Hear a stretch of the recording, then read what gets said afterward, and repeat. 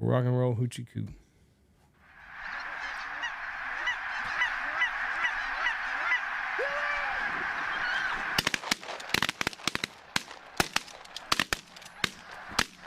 And if your headphones are too loud, I can adjust the volume. Yeah, we can turn it down just a little bit. Perfect. Yep. Yeah, they're cranking today. Are they? Yeah. Better. No, that's there. Somebody must have bumped those. My mic's off. I fucking adjusted your headphones, My dickhead. mic's off. No, I can hear everybody else. My mic is off. No, it's not. Yes, it is. I can't. There we go. 3, 2, 1. Boom! And welcome to the Big Honker Podcast, brought to you by Pacific Game Calls. I'm Jeff Stanfield with the world famous Andy Shaver. You want to keep dicking with me about your mic being off? Now it's working. It wasn't a minute ago. No, it wasn't. Yes, it was. I have not touched anything. Whatever. I Anyways, haven't touched a thing. go check out Pacific Game Calls. If you come up to the Boss Steel Reserve Hunt, November 18th, 19th, and 20th, we got a few spots left. We are going to be giving away some brand new Pacific calls just for that hunt. So anyways, that'll be part of the giveaway. We're going to have a lot of industry insiders here. It's going to be a really good time, be a lot of giveaways, be a pretty interesting time to be at the Big Honker Lodge. It's November 18th, 19th, and 20th. You got that, Andy? Kerwhack. I'll be here. Maybe. Pencil it in. With us today, a Texas Aggie. Texas Aggie. Fixing to go to Omaha to watch the World Series against Tennessee. Go Vols. So you're going for Tennessee then? I probably need to just because my best friend went to Tennessee. I won't hold that against you, Andy. You know, I mean, loyalty. I'm going to pull for the Aggies for two reasons. First, they're from Texas. Yeah. So God love them. I got a lot of good friends that are Aggies. Great school. Didn't have boy-girl dances till 1986, but that's beside the point. Second reason why I want to see Tennessee lose so Clay Travis can whine some more. He's the big. Do you know who Clay is? I don't. He's a big social media guy, huge guy, great guy too. Very interesting guy. He's got podcast, TV stuff, does all kinds of stuff. He's a big Tennessee homer, and he jinxes them all the fucking time. Oh man! So it don't matter what they do, he I hope finds a he's way for them to talking right lose. now. Oh, I promise he's talking shit right now. Have you seen how much Portnoy has won in the recent gambling? So he's a big Boston guy. So he obviously bet on the Celtics. He hit his Stanley Cup final parlay, and he hit Scotty Scheffler, I guess, winning last week. He turned a $100,000 bet into like $2 million or something. I've been like seeing stuff like that. I haven't really kept up with it, but man, I wish I could turn money like that. Motherfucker's on fire. Even if you just put $1,000 for that parlay. So what you should do is vote with him and buy stocks with Nancy Pelosi. Yeah, Can't it might lose work. like that. And before we get into this podcast, today is June 21st. It's my dad's 80th birthday. Oh, that's right. Fuck, I meant to do this. Sorry about that. You meant to do what? Hi, this is Ron Stanfield. Play that. I forgot to do it. Welcome you to the Big Honker Podcast. Well, shit. My bad. My bad, everybody. Oh, Dad. He Screwed it up. Dad be so proud. He was a good day. Hope he's telling his stories in heaven. Jesus has a good sense of humor. He made He does. He knows what a Walmart is. So Yeah. He looks down on his people and he's thinking, "Oof, we missed on that one." Yeah, for sure. He was a good dude. So, anyways, Dad, happy birthday in heaven, Dad, on your 80th birthday. So, pronounce your last name. Moczygemba. Yeah, and anybody that doesn't know this young man and hasn't seen the spelling of it, if you could spell it, I would have given you $100 at a bar because there ain't no way anybody spells that. Where's that from? It's Polish origin. Polish. Okay. that makes sense. We were the first ones across on the boat when our family was one of the first ones on the boat when they came across here. Really? So where I live in Panna Maria, we're the oldest Polish settlement in America. Wow. That's where they came. They stopped. They got off in Galveston. Yeah. Came to Panna Maria, and everyone kind of split from there. Really? I wonder how many immigrants came to Galveston Island. I don't know immigrants. I know on that wagon train there was, I might be wrong, and it's on our website, or I'm sure, but it wasn't just a huge amount the first wave. I think 16 families. But they came from Poland. Mm-hmm. What They year? didn't go to Ellis Island. What year? 1854. Ellis Island wasn't even a spot destination land. Yeah. I guess. I don't know. I'm sure it probably was. But so instead of going to Ellis Island in New York, they come all the way to They Galveston. came to Galveston, yeah. That's crazy. Galveston was it's one of the oldest cities in America. A lot of people don't realize that. It is, and that's where a lot of the immigrants came across and stayed in Texas, and some of them stayed in Galveston, I think, but most of them came to Panna Maria, and they had their first mass under an oak tree that still stands there by the church today. in 1954 on Christmas Eve. When I talked to you the first time about 3 weeks ago and you said Panna Maria, I'd never had heard of Panna Maria, Texas. Since then, I've heard it 2 or 3 different times and things. Really? It's just crazy how you hear something, and I'm sure you've heard it in your life. You just didn't pay attention to it. But once you hear about it, it's like, wow, there it is again. You start listening for it a little bit. You hear it a little bit. Because me and you talked about that with the Polish settlement. Do you know where Boca Chica is, Andy? No. It's across from South Padre Island. It's the little barrier strip there that's still part of Texas, that the Rio Grande is on one side of it and Mexico's on the other. Me and Tony and my dad have been down there. We'd go fish and we'd go over there.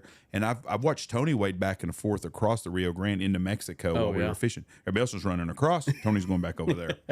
And we fished right there for a little bit. And you have to go through a separate facility there, a border check.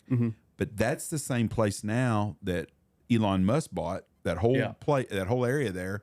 And he turned it into, that's a shitty map, but yes, that's it.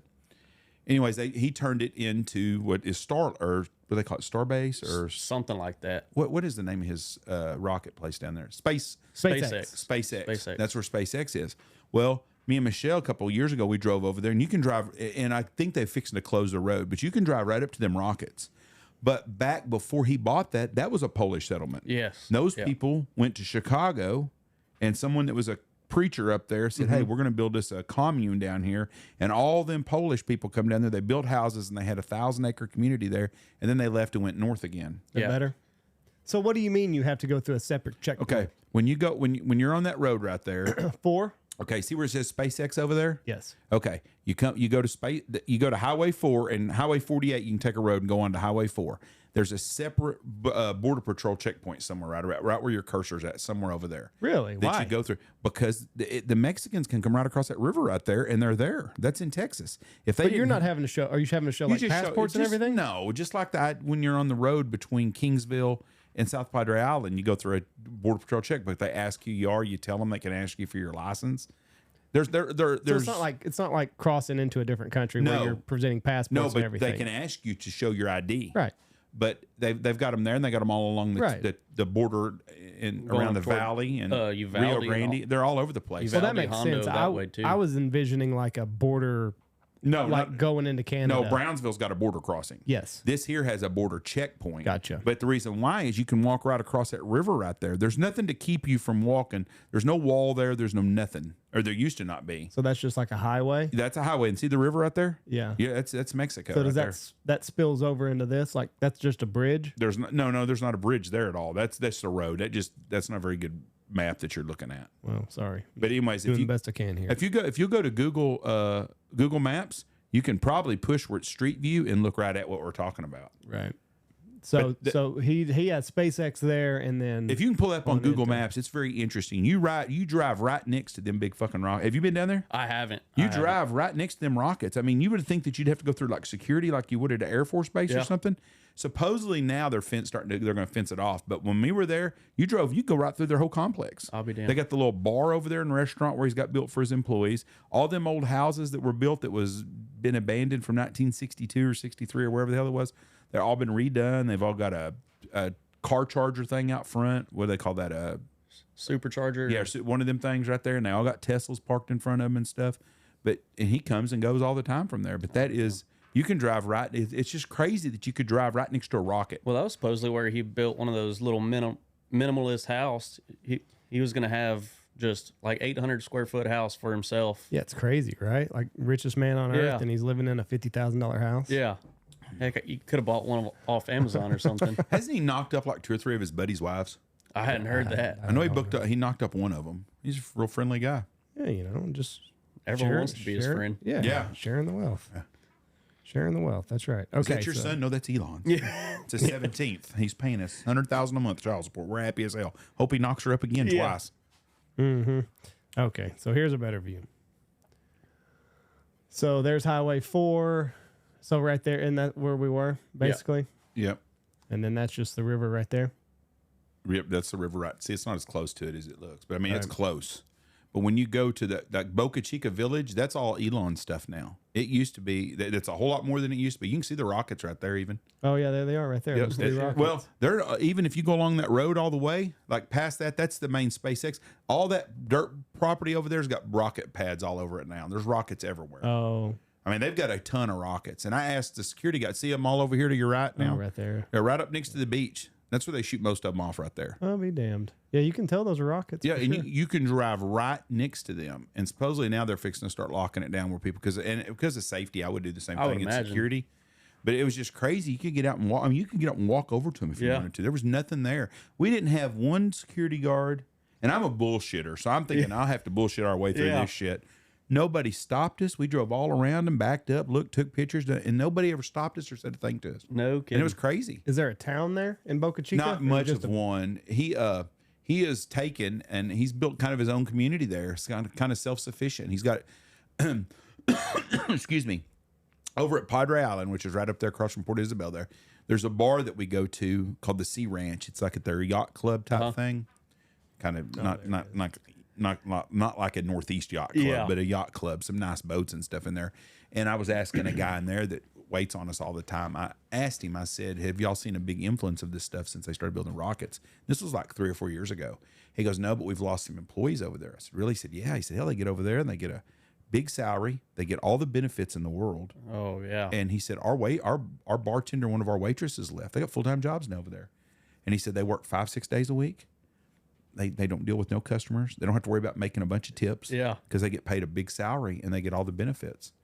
And he said, everybody he knew that had went over there to go to work. He said he knew some other people too, just from his regular life. So they loved working for Elon. He was really a good employee. What's or crazy to employer. me is when you talk about like your family settling there. How the fuck did they know where they were going in the open sea I in the don't know. 1800s? I couldn't tell you that. I know, You know? You But just watched just the to- Vikings. Yeah, but but just to land where they did, so they landed at the Cibolo Creek, where the Cibolo Creek meets the San Antonio River. That's where there's real good farmland down there. So they all split it up into 100 acre or however many acres. But if you go there now, we farm right along the San Antonio River. All them places might be 200-300 yards wide, but they're a mile long. Right. And that's how everyone wanted a piece of river property, and that's how they got their water. That's if they irrigated, that's how they did it. And all those places are still just like they set up. that's Is crazy. the San Antonio River run deep there? It doesn't run super deep right there. So they wouldn't bring in boats in from. No, Because there's- I've always wondered about that, like in New England, how they got those big ass boats.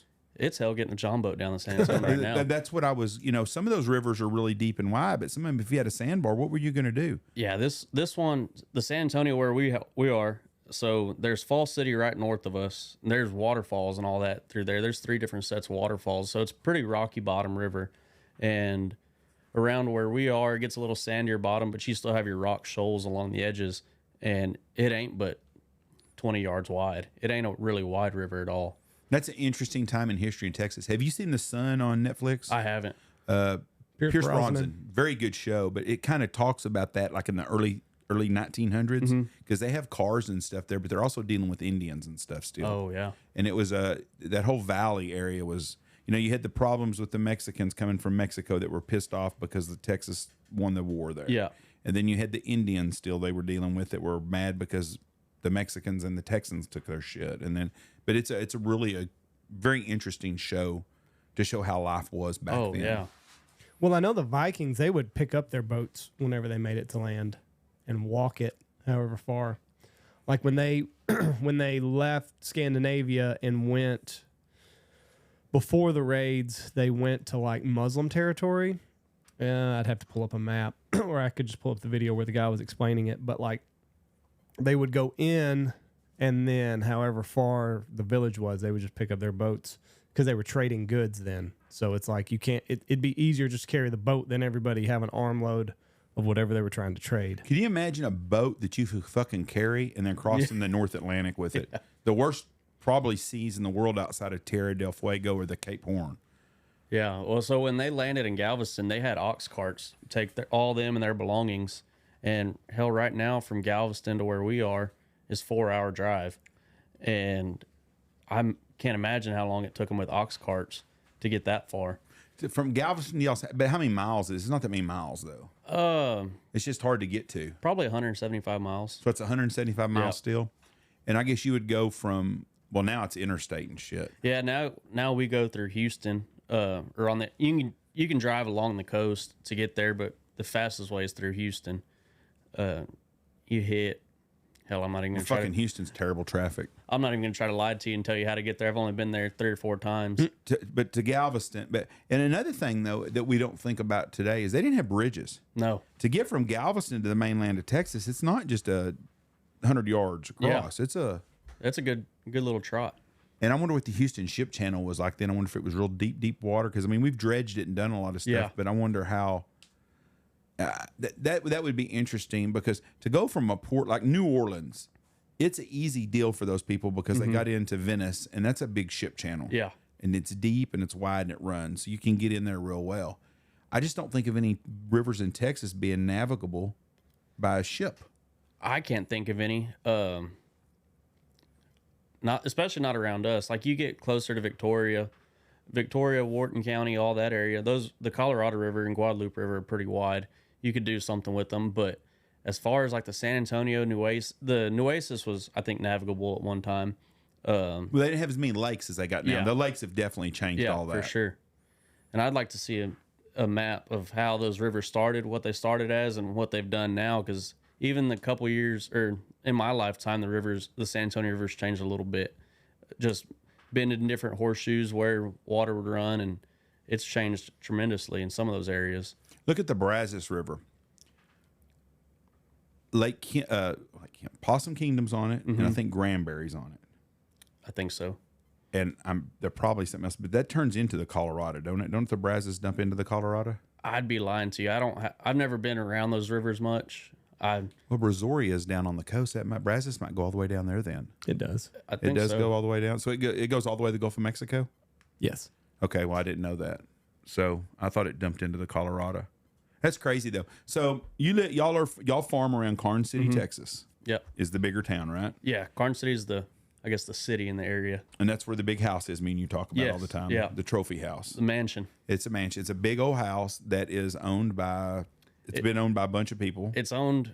I think now it's owned by just from what Onyx says, it's owned by an oil field company now. But at one point, it was owned by a man who owned some Pizza Hut franchises, came into some money, and he started raising Hereford cattle for steakhouses in San Antonio and Austin.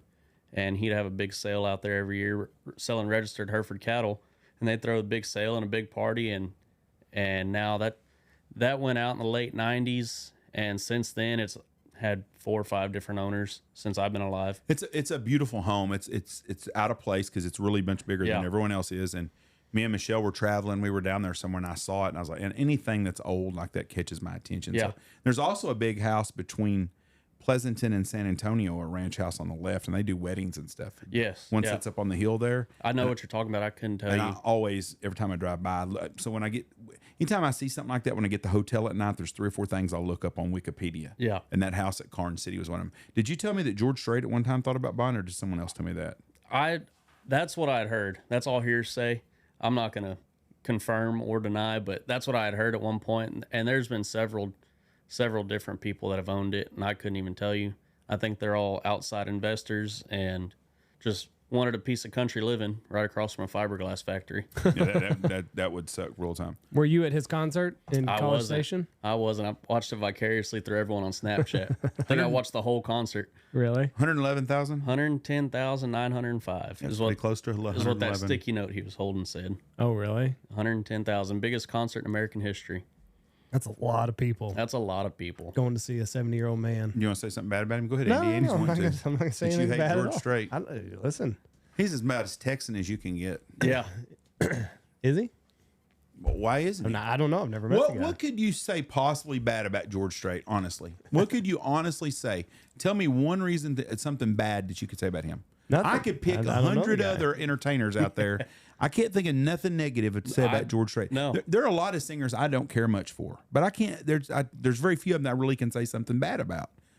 I I can't say nothing bad about the guy. Only been married to one woman since the 70s. 2 beautiful kids. One daughter got killed in a car accident That's sad. at 13 years old at their front gate. But I mean, really, what could you possibly say bad about the guy? Hell, another good thing, he just told Beyonce to kick rocks. Oh, She did he? wanted to be on that concert, on one Really? of those concerts with them, and he said, "Not if I had, not if I had to." Really? Yeah, well, Yeah. what's he got to gain by it? He No. she don't bring nothing to his No. audience. She wanted And to. then she could say, I was there for the 110,000. She pulled the old, whatever that other basketball, Angel Reese girl does. Yeah. Who else was on that ticket? Parker McCollum and a girl from New Braunfels was on there as well. She was I think she was the opener for Parker. Right. Just small hometown girl who's getting her name out there. And That's the way to do it. shoot, No yeah, shit. 110,000 people see. I bet someone remembers her name. Yeah. We went to one of those concerts where they had like 4 people singing. The first one singing, nobody's fucking listening to it. And the girl was like the female entertainer of the year. I'm like, who is Yeah. that? And she's a big name, and I can't remember her name now, but I was like, I haven't even heard of her. Have you seen the videos of Nelly, his last concert? There's like 20 people in the crowd. No joke. Oh, it was bad. Like Joe Biden. I felt bad for him. Like, and he's still having to do the thing, but yeah, there was nobody there. I saw Kool and the Gang at a casino like the Golden Nugget in Las Vegas, and they were just playing in the casino. No shit. Yeah, me and Michelle were walking in and celebrate. I was like, oh, this guy's a cover band for Kool and the Gang, and some guy goes, nope, that's Kool and the them. Gang. Nope, I that- said, that would be Kool them. is not doing very good these Yeah. days. I was gonna go to the concert, and I was like, man, that's at the time decent tickets where you're not sitting up in the nosebleeds where I had to sit all through Texas A&M football when I was in school there. All those student seats, I mean, those were $500-600 a piece. Really? Yeah, and you stand the whole time, and then when it got closer to time, people were selling $300-400, and I said, man, we've seen him in Vegas once, and he puts on a great show. We saw him at T-Mobile Arena in Vegas, and that was awesome. Well, on his 37th, what do you call him, Andy? His Farewell. farewell, Yeah. Coming 37th back. farewell tour. Yeah. We saw him in Vegas, and then like a year later, Michelle's like, hey, George Strait's having his farewell tour. The fuck, we was just there. like his fifth one. Yeah. She goes, yeah, he's going to be in Tulsa. Do you want to go? Fuck no. Yeah. There's nothing in Tulsa to go see. I like the guy, but I'm not paying $200 or $300 to go see him. No. And I'm done with him going to see him. But he is a great entertainer. Oh. He's good at what he does. I wouldn't say he's an entertainer. He's a great singer, and he's a true Texan. And Yeah. I'm still waiting for you to come up with something bad to say about him. I have nothing bad to say. But you would take Garth Brooks over him. I like Garth's music better. Yeah. Fuck Garth Brooks. I mean, I just I like can't it. find nothing good to say about Garth. I saw Garth music Brooks better. one time in San Antonio at the AT&T Center, when it was the AT&T Center. And that was the most odd concert I've been to. It looked like a Circus Soleil show. He's just Right. jumping all over the place, and I couldn't get into it. I was 15, 16 at the time, and I was like, yeah, that ain't for me. Garth in broke the loudest, wasn't it at Baton Rouge? I don't know. I think so. He broke the loudest deal ever when he sang Call Call Baton Baton Rouge, Rouge. which is a good song. Yeah. My favorite song. Oh, I is. like some of his music, but I really used to like Garth Brooks. That's what's so funny. Me and Yeah. my dad used to argue about Garth Brooks because my Full dad. circle. Oh god, yeah, it is full circle. And Dad, right now in his, he'd be laughing his ass off hearing me say that. But we used to argue about Garth when our Garth first come out, his first album. Man, I was a big fan, and he was very good. Everything he touched was good. And it was right before his second album come out with a Rodeo. Oh, yeah. whatever is going to be the next song on it. And I told Dad, I said that sucker right there is the next Elvis Presley. he ain't goddamn Elvis Presley. I said he is freaking awesome. Yeah. No, Roy Clark. I go, what? Roy Clark? Yeah, hell yeah, Roy Clark. He's so good. He's playing Vegas now. I said, Dad, the only people want to go see Vegas are a bunch of old blue hairs. Nobody Yeah. goes to Vegas and stuff. Where'd Garth end up when he got done? We went out to Vegas. Vegas. But I'd given up on Garth by about his third album. I was like, fuck him. He become too mainstream. But I liked his original. His first album is really good. oh, yeah. I will Very put good. the dance up against any one of George Strait's songs as the greatest country song ever recorded. I can't argue. That is a very good song. That is a good song. A really I'll good put song. it up against and that's I turn that's, it off when it comes on though. Yeah, it's very sad. I don't. It's very I've been sad. to. I had way too many friends got buried with that song, Yeah. and so I don't. The music video is what gets me because you see all these old, People that died. Yeah, it's just I don't know. It's just sad. The line of if I would have known that this was how the king would fall, it gets me every time. Yeah. That's the line in the song that that gets me. Yeah, I see, had that's it all, and then if I'd have known this how the king was gonna fall. That's a bad thing about listening to music when you're farming. Oh, You yeah. You hear a song like that, and you're just jamming along, and all of a sudden some shit like that comes on, and you have way too much time to think out there. You just start thinking about anything and everything. Oh yeah. Greatest country song ever to me is "You Should Have Seen It in Color" by Jamie Johnson. Oh, I can bawl my fucking eyes. That reminds me of my grandpa so much. God, I want to cry every time.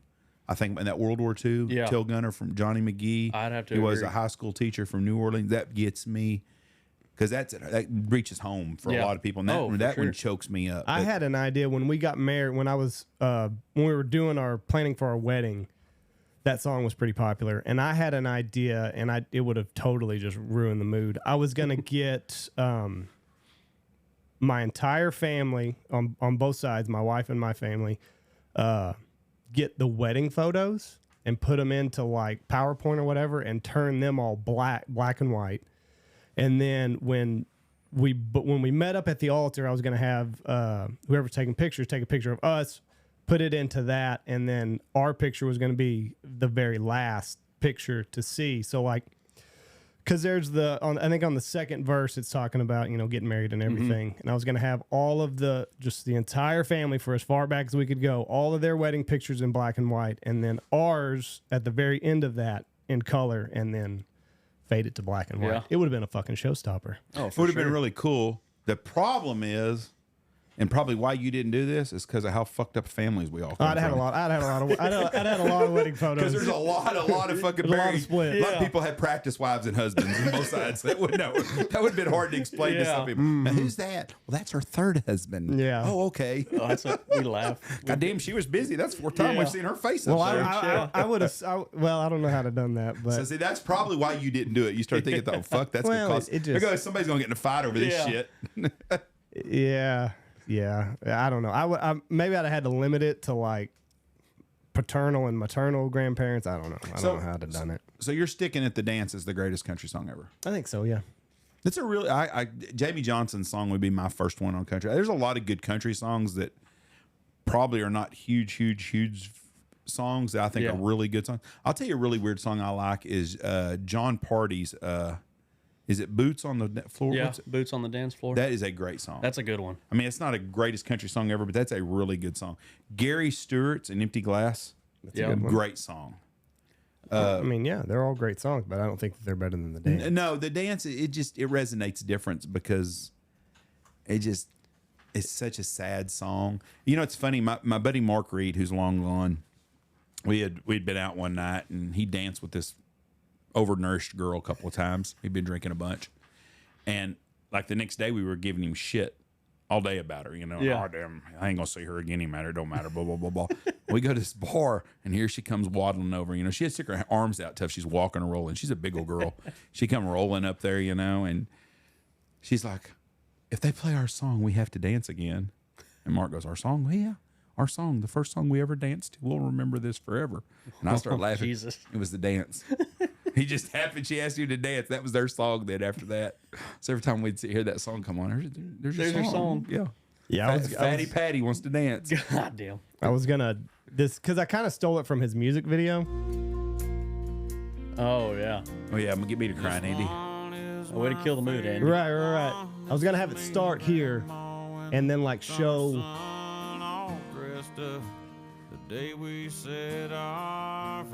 Well, he's got old since then. Yeah, he doesn't look like Stacey Coker there. Yeah. But it was hot that June. That rose was red and her eyes were blue. And just look at that smile. I was so proud. You gotta imagine everybody's wedding photos, black and white. That's the story of mine. Okay, let's cut this off before I start bawling. Great song. God almighty, what a great song. One of the best ever. Oh, Tennessee Whiskey by Chris Stapleton. That's a One of good the one. few remakes that's better than the originals. Because usually it doesn't happen that way. That and Guns N' Roses' Live and Let Die, I think is better than... Live and Let Die's not a country song. No, I'm just talking about songs that they've redone. Oh. That usually the second version's not as good as the first version. Right. But that was it. Who has the best version of "I Will Always Love," "You Will Always Love Me," or "I Will Always Love You"? Whatever that is. Whitney Houston, Dolly Parton, and somebody else. Number one, Willie Nelson, Whitney Houston, and Somebody else, Dolly Parton. I'm not a huge Willie fan. All three of them went to number one. Yeah. And it'd be hard. I don't listen to a whole lot of music anymore. I got burned out on music. I'm gonna say Whitney. Yeah, probably Whitney. I'm not a big Willie fan, which he's on tour now too.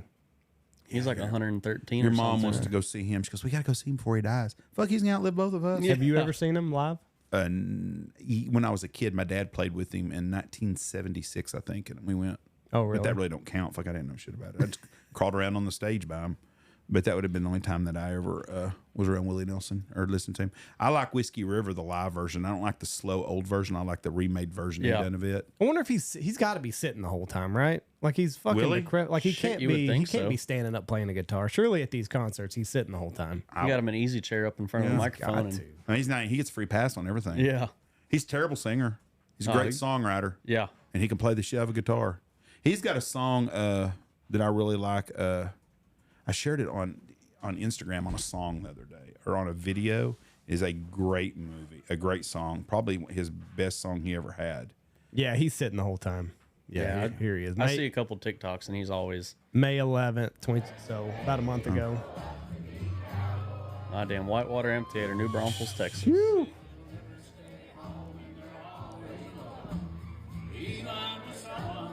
What wife is he on?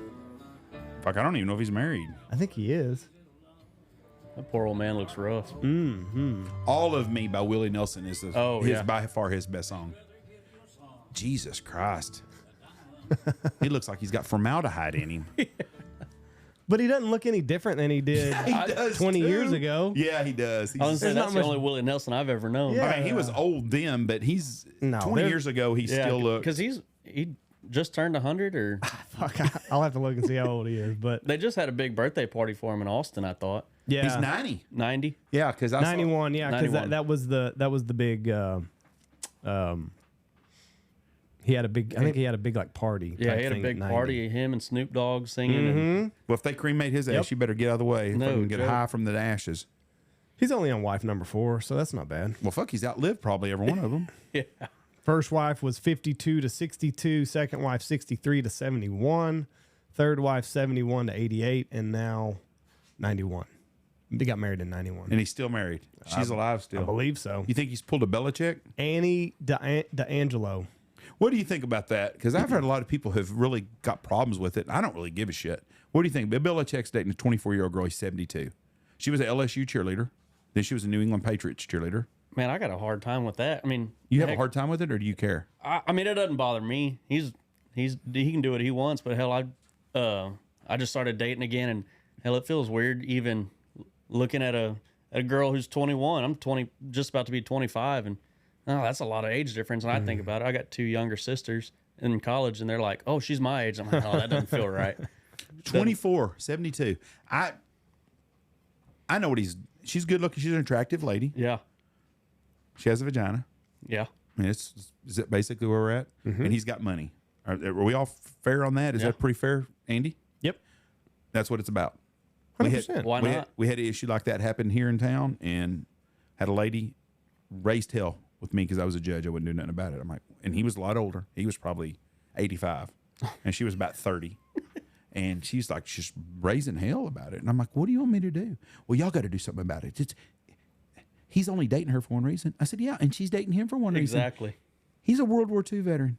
Yeah, If he's getting a blowjob, good for him. He's probably got kids elsewhere. Yeah, Yeah. all his buddies, if there any of them are alive, They'd all be doing doing the the same same fucking thing.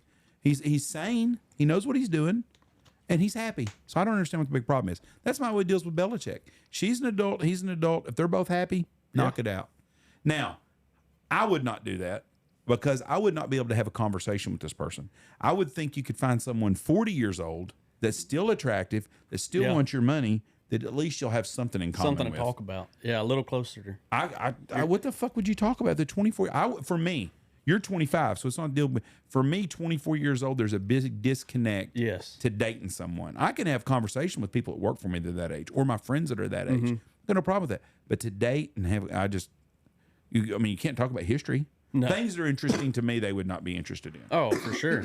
That's what hell. Everyone gives me crap. I don't have much of a social life outside of There's a group of old cattle raisers that get together every Tuesday, and we go eat dinner bullshit, and it's a good excuse to drink beer during the week. But we get together, and that's my social life. It's sad to say. Well, but that's a social life. But I've heard more good old stories there, and I've heard the same story 5-10 times, but it gets better every time.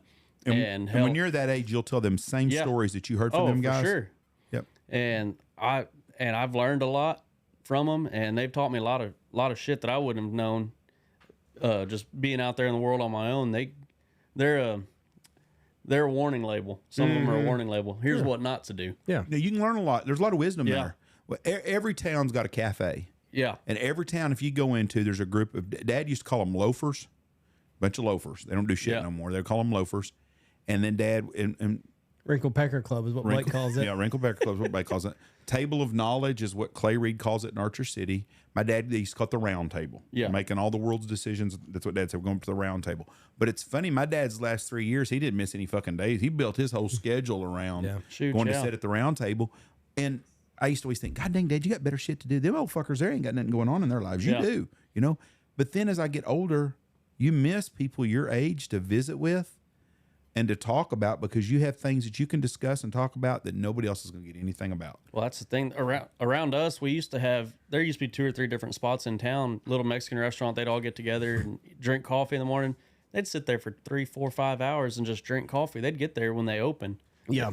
They should have gave them the key to open the place up. And they'd sit there for 3, 4, 5 hours. But now, really, hell, all the old timers are gone, or a lot of the old timers are gone, and there ain't but 2, 3 left in each group, and they don't get together. The young generations don't do like the old ones. I would love for my group of people my age, and there's not a lot of people my age in Knox City. There are, but there's not. They're either older than me or they're younger. I mean, there's just not my age group here, and I didn't grow up here. There's not very many in that age group. But I would love to have a place to go and just sit and have coffee. I'd go every morning. If it's at 7 o'clock, I'd get up and go 7, sit around for an hour and a half. But when we went to Boston with our grandkids, they don't get the history part in Boston. They're too young, and I understand that. They don't have they didn't grow up with the Paul Revere stories and all that stuff, but there's a disconnect there. Yeah. And that's what my problem will be if I was Bill Belichick in that situation. Outside of the blue pills he's chewing up to handle that deal, I would not want to do that. I think it's made him look bad. Yeah, maybe. I mean, yeah, probably. I mean, I don't give 2 shits, but there's a lot of people that are judging him. That's terrible. You'd be doing the same fucking thing. Yeah. If you were in his position and those girls were approaching you, you tell them no. Yeah. Them old women, though, the old women look at it different. Yeah. You know, you don't see a lot of 70-year-old women dating a 24-year-old guy. Cher. How old is that bitch? I don't know. I'll have to pull up. She don't look much different than she did when she was singing with Sonny Bono in 1973. She's moving out of America, though, you know? Really? Yeah, if Trump wins, she's out. Trump's going to win, so I hope all these motherfuckers leave that say they're going to leave. They all said that shit last time, and they're still here. Yeah. They're still here. Let's see. Yeah, so there's a 40-year age difference between her and her boyfriend. So this is who she's dating. Guy's got nice face tattoos. Cher receives criticism after the 40-year age gap, but it doesn't say. She's 76. 76? Yeah, just go up a little bit. You went right past it. I did. Go down. Cher, 76, defends relationship with 36-year-old Bo Alexander. Oh. Love doesn't know math. Yes, it does. It's called a checkbook. Because I promise you, old Bo Alexander, or whatever, her Bo Alexander ain't dating her ass if she's poor. No. You know, if she just got done with her 3rd shift working somewhere, he's not there. He's not picking her up from Wendy's. No, he's driving her Maserati to go pick her up from her spa treatment. But she's 76 years old, and she doesn't look 76. You don't think so? Not 76. No, put the picture back up there again. I don't know how much makeup and all there's a lot of filters. She's getting pretty old. She's starting to look like fucking the lady off of the Munsters. She's looking like Steven Tyler. Oof. That's who she's starting built to look like a 12-year-old boy. Cher is? Well, she's built like, if she looking like Steven Tyler. Oh, right. Yeah. I mean, it's what he does. It's always funny how tough them guys are. Like they used to say Axl Rose, he's a real badass. Well, he's 140 fucking pounds dripping wet. He ain't too much of a fucking badass. Yeah. He ain't gonna get up in your face. That 6'4" guy behind him that's a bodyguard, that motherfucker will tear your ass up. Yeah. But fucking Axl Rose, like Justin Bieber. Yeah. Have you ever heard the story that Justin Bieber? What's the new guy that's on Skip and Shannon now? Or not? It's not Shannon. Keyshawn Johnson. Okay. Keyshawn's his neighbor in some gated community, and Justin Bieber was driving 100 fucking miles up and down the street just being a fucking douchebag. Fucking Keyshawn went to his house. Told him, listen, you slow your fucking ass down around my house. You don't drive that way around my house, or mean you're going to have a personal fucking problem. I don't give a fuck who your bodyguard is. I ain't putting up with this shit. Bet he'd bow down real quick. Oh, fuck, you know he did, you know? Yes, sir. Yes, Probably sir. what he said. You know? When did Keyshawn tell that on I've heard that. Undisputed? No, I've heard that story before when Keyshawn was on something else. Right. He's really not bad on Undisputed. It's a better show now than without Shannon. Right. You know, Shannon was kind of funny, but Shannon played that race card too much, and Keyshawn doesn't. Yeah. I mean, him and Richard Sherman, he's a very intelligent man too. Sure. Those both are really, Stanford. sharp guy. But I really enjoy those guys. They give kind of a different vibe to it. I've not watched. I mean, basketball season. I so- listen to it some. Like if there's something I want to listen to, I'll listen to it. Like if I know it's going to be on there, it's controversy. Like the NFL draft, I did it. Just certain things that'll catch my attention in the sports world, so I'll turn it over there and listen to see what they got to say, and that's usually about it. Yeah. But football season's only 3 weeks away. Yeah. So you're an Aggie, I'm an Aggie. and you're going to.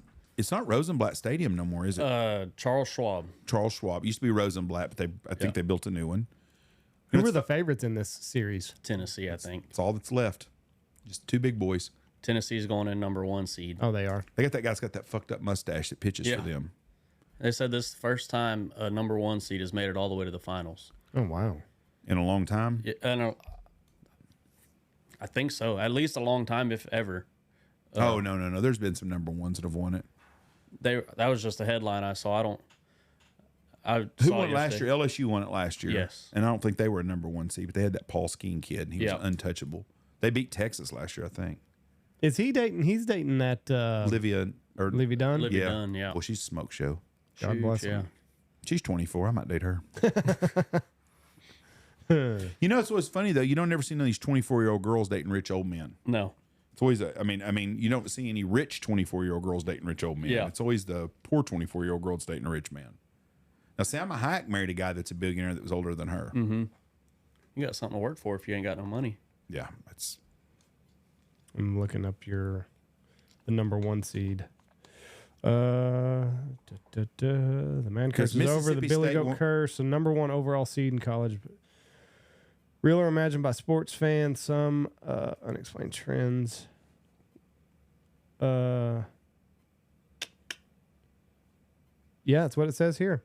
Tennessee is looking to buck the NCAA baseball tournament curse by having the top seed not winning the College World Series National Championship. when's the last time someone did it that was #1? Since the NCAA started seeding the baseball tournament in '99, only one national #1 overall seed has won the national championship. Wow. Well, I would have bet against that. Shoot, And yeah. that came in the very first season with Miami defeating the in-state rival Florida State 6-5. So only one other time. Kid from Graham was pitching for Miami then, I think. Mm-hmm. Toby Dollar, I think was his name. He was good. One other time. Wow. Yeah, there's gonna be a lot of good baseball played this weekend. So that's nuts though. That what seed was A&M going in? I couldn't even tell you. I How'd know- y'all do against Tennessee regular season? think they beat us.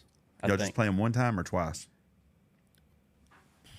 Shit, Jeff. I'm bad at sports. I don't keep up with sports a whole lot. I've been watching since they went to the playoffs and So you're a fair weather Aggie baseball fan. what they call I those two understand that. percenters. Yeah, I got that too on college baseball. So There's only been Texas. Texas was a #1 seed twice, 2004 and 2009. They made it to the game.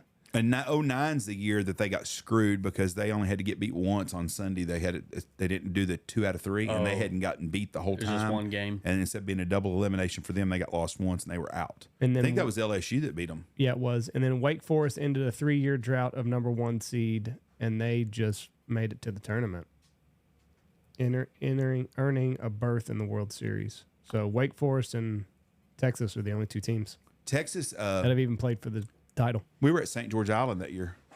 Yeah, I That's- remember watching it. Yeah, that's where we did there. The SEC in football, they were out this year, but Texas was there and Alabama. Yeah. Alabama probably was the best team, even though Texas had beat them earlier. But Alabama should have beat Michigan that game. They fucking that think game so. up at the end. I think so. And then Texas didn't play football till the fourth quarter, and that No. cost them. But anyways, you got Texas and Alabama were two of the Final Four teams in football. Yeah. And basketball, who won that some bitch? I don't watch fucking basketball. Connecticut won it. I never watched an Aggie baseball game when I was in school there. Connecticut beat. I don't even know who the hell it was. I don't have a fucking clue. But anyways, so the SEC didn't do anything in basketball. Nobody gives a shit about basketball anyways, other than Nate Coldiron. Softball, Oklahoma and Texas, two yeah. SEC teams next year. Yeah. Baseball now, two SEC Yeah. teams. SEC is the powerhouse. That's by the- far and everything. Yeah, and Texas has won national championships in about 15 different things this year. I mean, water polo, fucking girls' vagina shaving, whatever the fuck they all fucking everything they have now. They're up there for everything. I know. Last time A&M was in the regional tournament, we went and watched, and that was a good baseball. That was really the last time I paid attention. But now we've been watching this one a little more, and they're just stout. They got so many utility players on their team that they can move people around, outfield to third base, second base. They can move everyone wherever they need to be, and their pitching staff's been pretty strong. We lost we got two players hurt right now, that Montgomery kid, and he was a stud. He was just hitting the shit out of the ball. Well, I'll be honest with you. I may watch it and I may not. I don't know if I'm flipping the channels. How does the ticketing work? Do you get a game? Do you get a ticket to all the games, or is it like a one-time I think you purchase? And buy. have, think you buy tickets to the first two games, and if there's a third, if there's a third, you'll buy it last minute right then. do you get a seat, or is it like bleacher style seating where it's just first come first serve? Depends how much you want to pay. Oh, really? Some of the seats we were looking at, they're $500-$600, and Right. and then you can go sit in the outfield in those bleacher seats for 150, 200. Oh yeah, that'd be the way to go. Shoot, yeah. But so is it 150 for each game? Like think so. 150 for game one, 150 for game I two? think so. Right. I've got someone buying my ticket for Oh, me. do you? Or he's purchasing it. I'll have to buy it from him. And so I haven't really looked at it yet. But yeah, this will be a good little rain. I wonder if vacation. there'll be any like tailgating at this thing. I wonder if it's like a So, regular college atmosphere. buddy of mine, I texted him. He's been up there for the first couple games, Mm-hmm. and he said the 12th man rented out one of the bars right there by the field. Oh, wow. And they were serving free beer and stuff before the game. So I said, hell, I'm gonna have to find that place so I can get as drunk as I can, as fast as I can on free beer before I have to go pay $10 for it in the stadium. Yeah. I saw most expensive beer in the NFL, and I think Philly is number one, and it's like $14.95 a beer Jesus. at Lincoln Financial. What was the cheapest? I could probably find that I can tell article you. again. Atlanta.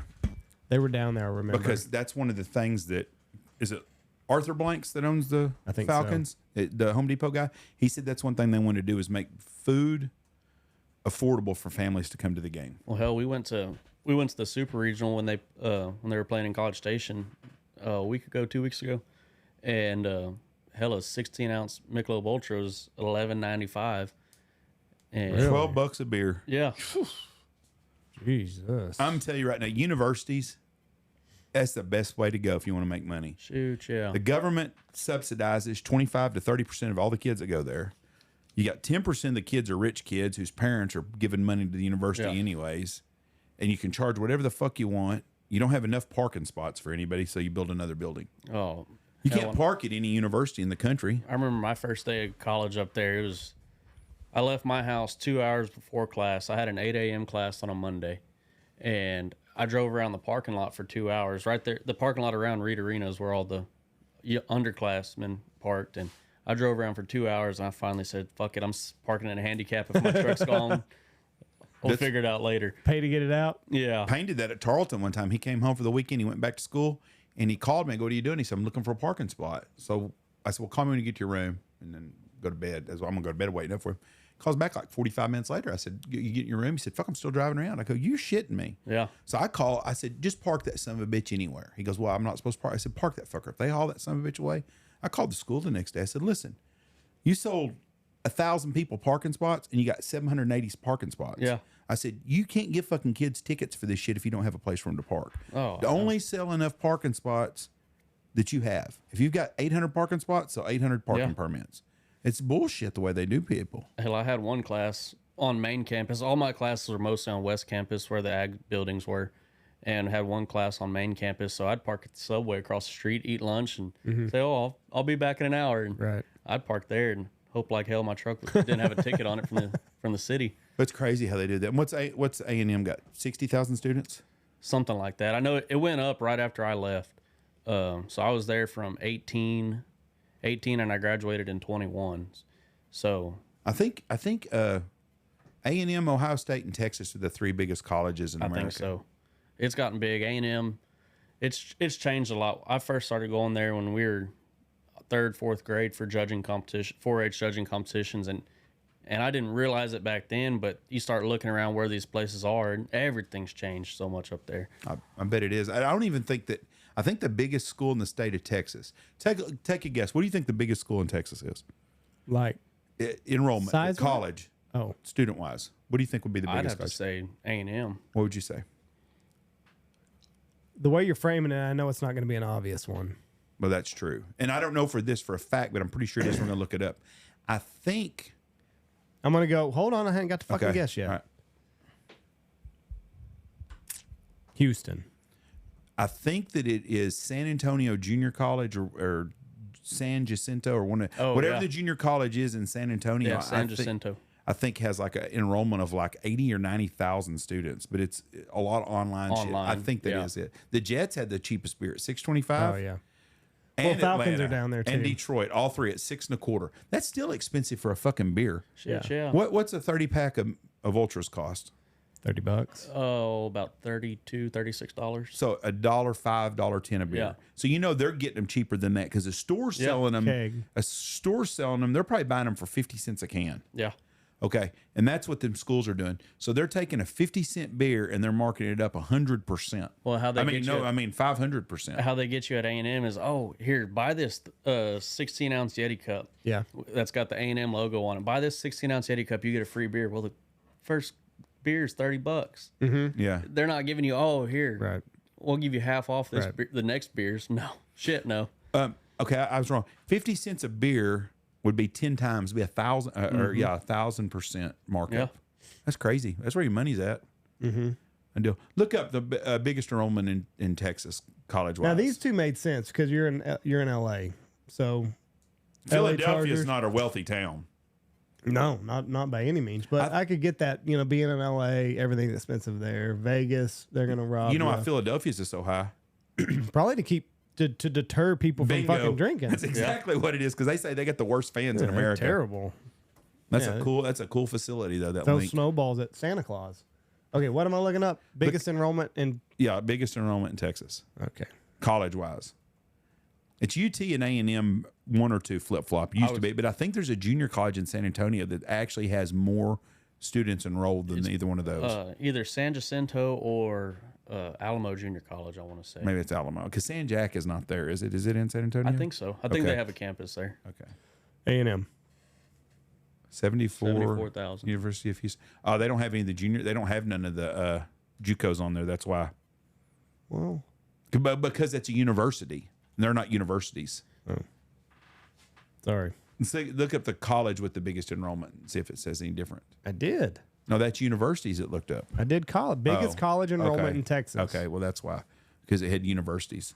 But I think one of them junior colleges down there has like 70 or 80,000 I wouldn't be students. surprised because there's one of them handles all of the dual credit for the local high schools. Well, around there's there. a ton there then. So for you're sure. getting 150 kids from local high schools taking classes through there, and A&M's number 2 in the nation. Yeah, yes, I understand that, Andy. It's not showing the junior college is what I was getting at. There's a junior college. What's the biggest enrollment of junior college in Texas? Look that up. Okay, I can do that.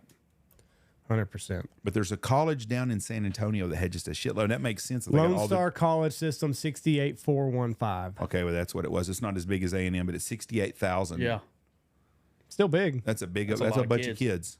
I've never even heard of Lone Star College System. I hadn't either, but I read It's in that the and Woodlands. Something okay, that's not even the one I was talking about. The one in Houston or San Antonio is the one I was talking about. There's a. I wonder how many people go to like. Is it New Hampshire University? It's got the online courses you see all the time, and the University of Phoenix. Yeah. I wonder what those enrollments of those kind of places must be. shoot, I couldn't even begin to wonder. Yeah, I mean, the University of Phoenix also. They were the. They sponsored the. the Cardinals place, whatever in Glendale, whatever that football Yeah. stadium's called. That was at University of Phoenix Stadium at one time. So they had to be making some big bucks if they're gonna pay for that shit.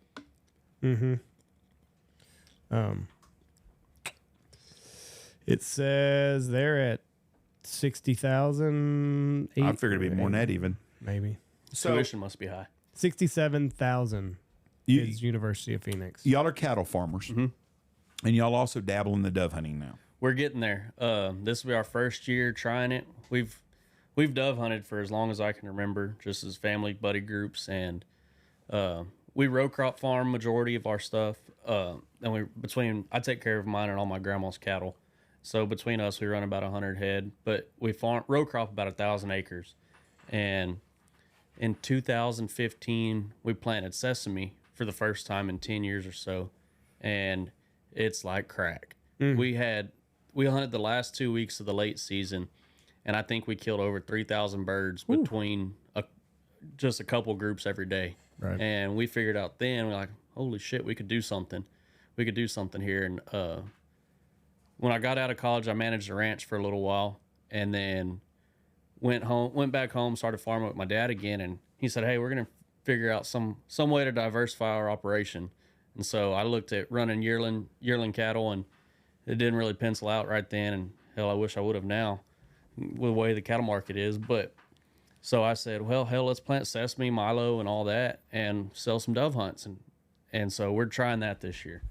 We'd have never hunted much over sesame up here, have we, Andy? I don't ever see any sesame places to hunt up here. We've had it before, and it would never held the dove. Now, it might come off before dove season and it's gone. Yeah. Because we've had sesame, but I've never hunted much. One year they planted a bunch of saffold up here, which is what the main ingredient in wild bird seed is. Oh, okay. And Jesus, we couldn't keep it was just a 1 year deal. Yeah. Man, the dove were all over that stuff. And so when my dad farmed sesame when I was younger, he said there was guys, all our neighbors would line up the perimeter of that field, and he'd be harvesting out there, or spraying or something, and slam a door, field would turn black. When do y'all harvest sesame? We'll harvest this right when dove season opens. See, that's maybe why we might be on a different time where it's later. Yeah, because so I could see y'all being later because the soil temperature has to be at least 75 degrees and maintain 75 degrees for it to grow, and it's real finicky sumbitch to grow because it can't be too wet, it can't be too dry. But we obviously hit the do not too wet. The dry Yeah. part kill us, but the wet part don't. Yeah, we already had some sesame that never came up, and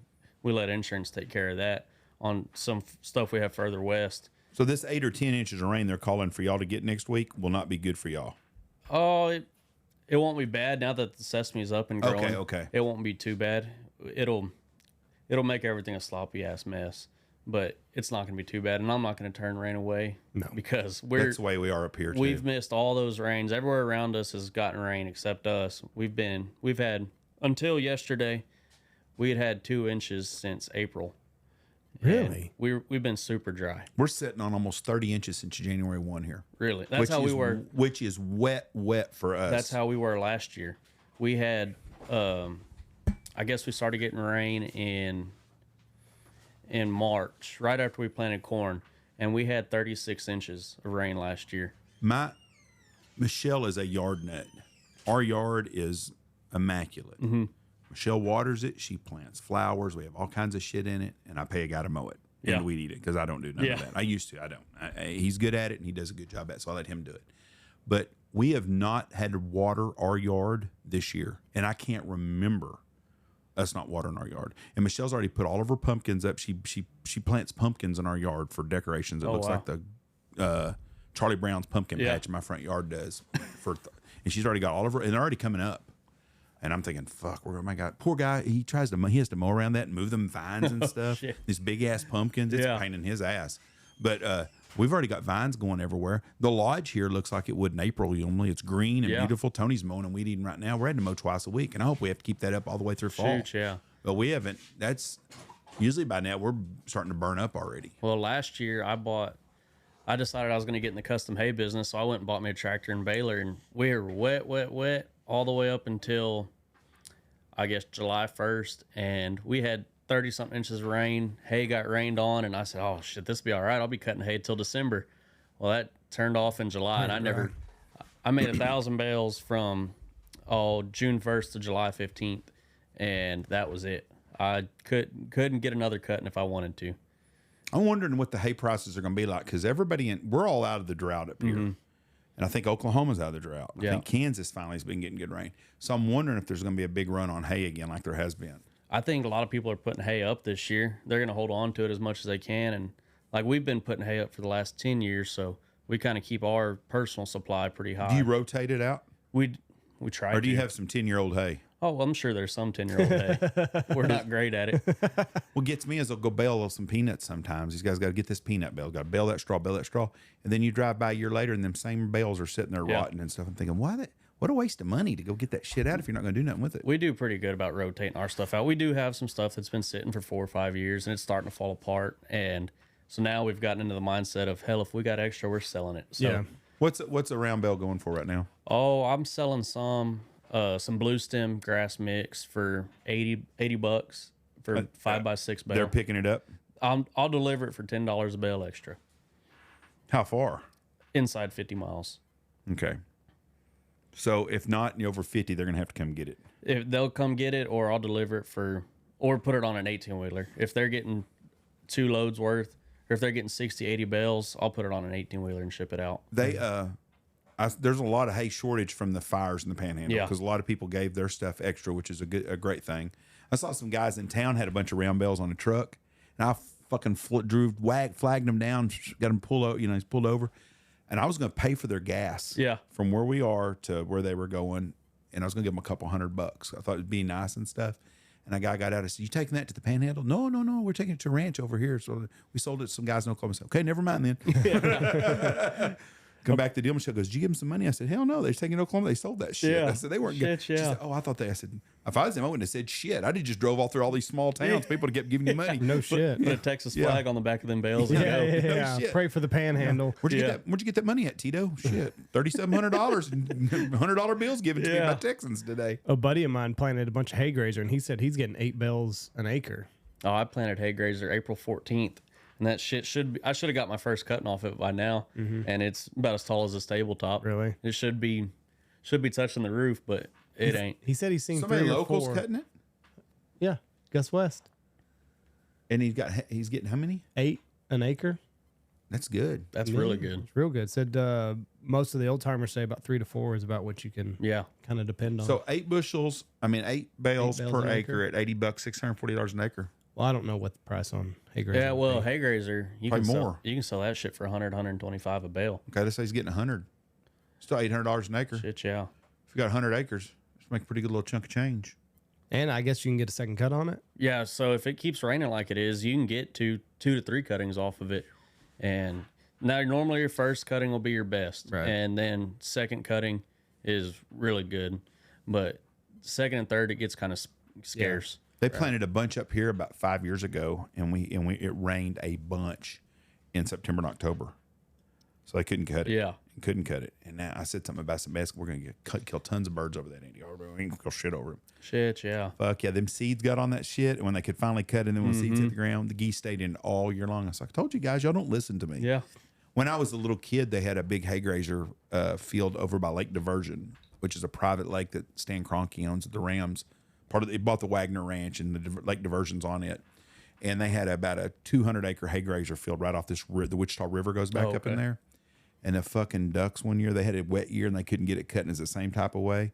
Them ducks were on that shit, thousands and thousands. So I knew that when we had that same situation, that once the birds find it, they stayed in it the whole time. That's how the doves, they eat that shit up too. That hay grazer seed. Yes. It's smaller than grain sorghum, it's smaller than milo, so they eat that shit up.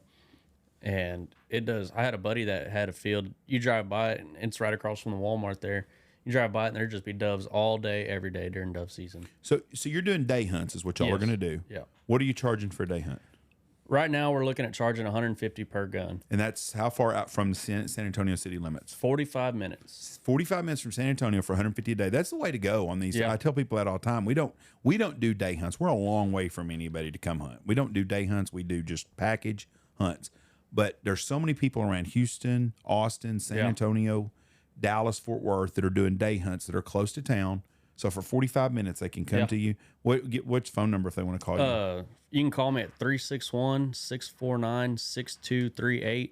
And here in a couple weeks, we'll be up on Facebook. And What's Facebook, the name of y'all's place? It's going to be 1826 Outdoors. That's a lot better than using your last name because nobody ever figured that shit out. You got to learn how to spell it before you can go hunting with us. Spell your last name. It's Moczygemba. See, there ain't nobody gonna remember that shit. Hell, I get nervous when people put me on the spot to spell it. I got to make sure I spell it right.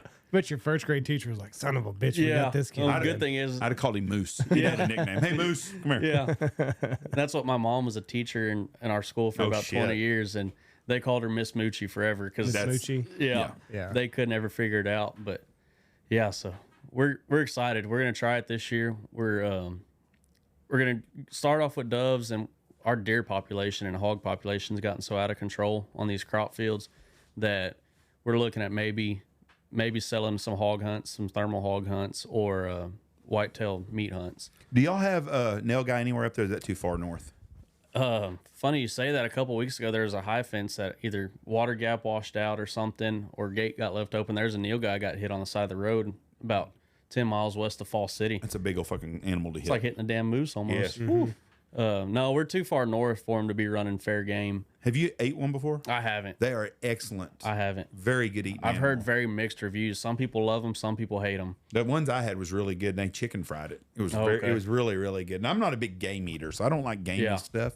And I really liked it. I like moose though too. Okay. I like moose more than anything I've ever had. Nail guy was pretty close. The one I had. I hope we don't get nail guy up in our area. We've got the whitetail population has blown up so much over the last couple of years that whitetail and feral pigs, they kill. We had a field right behind the house. They kill half of that field. 80 acres. Pigs would go inside, take 20 acres out.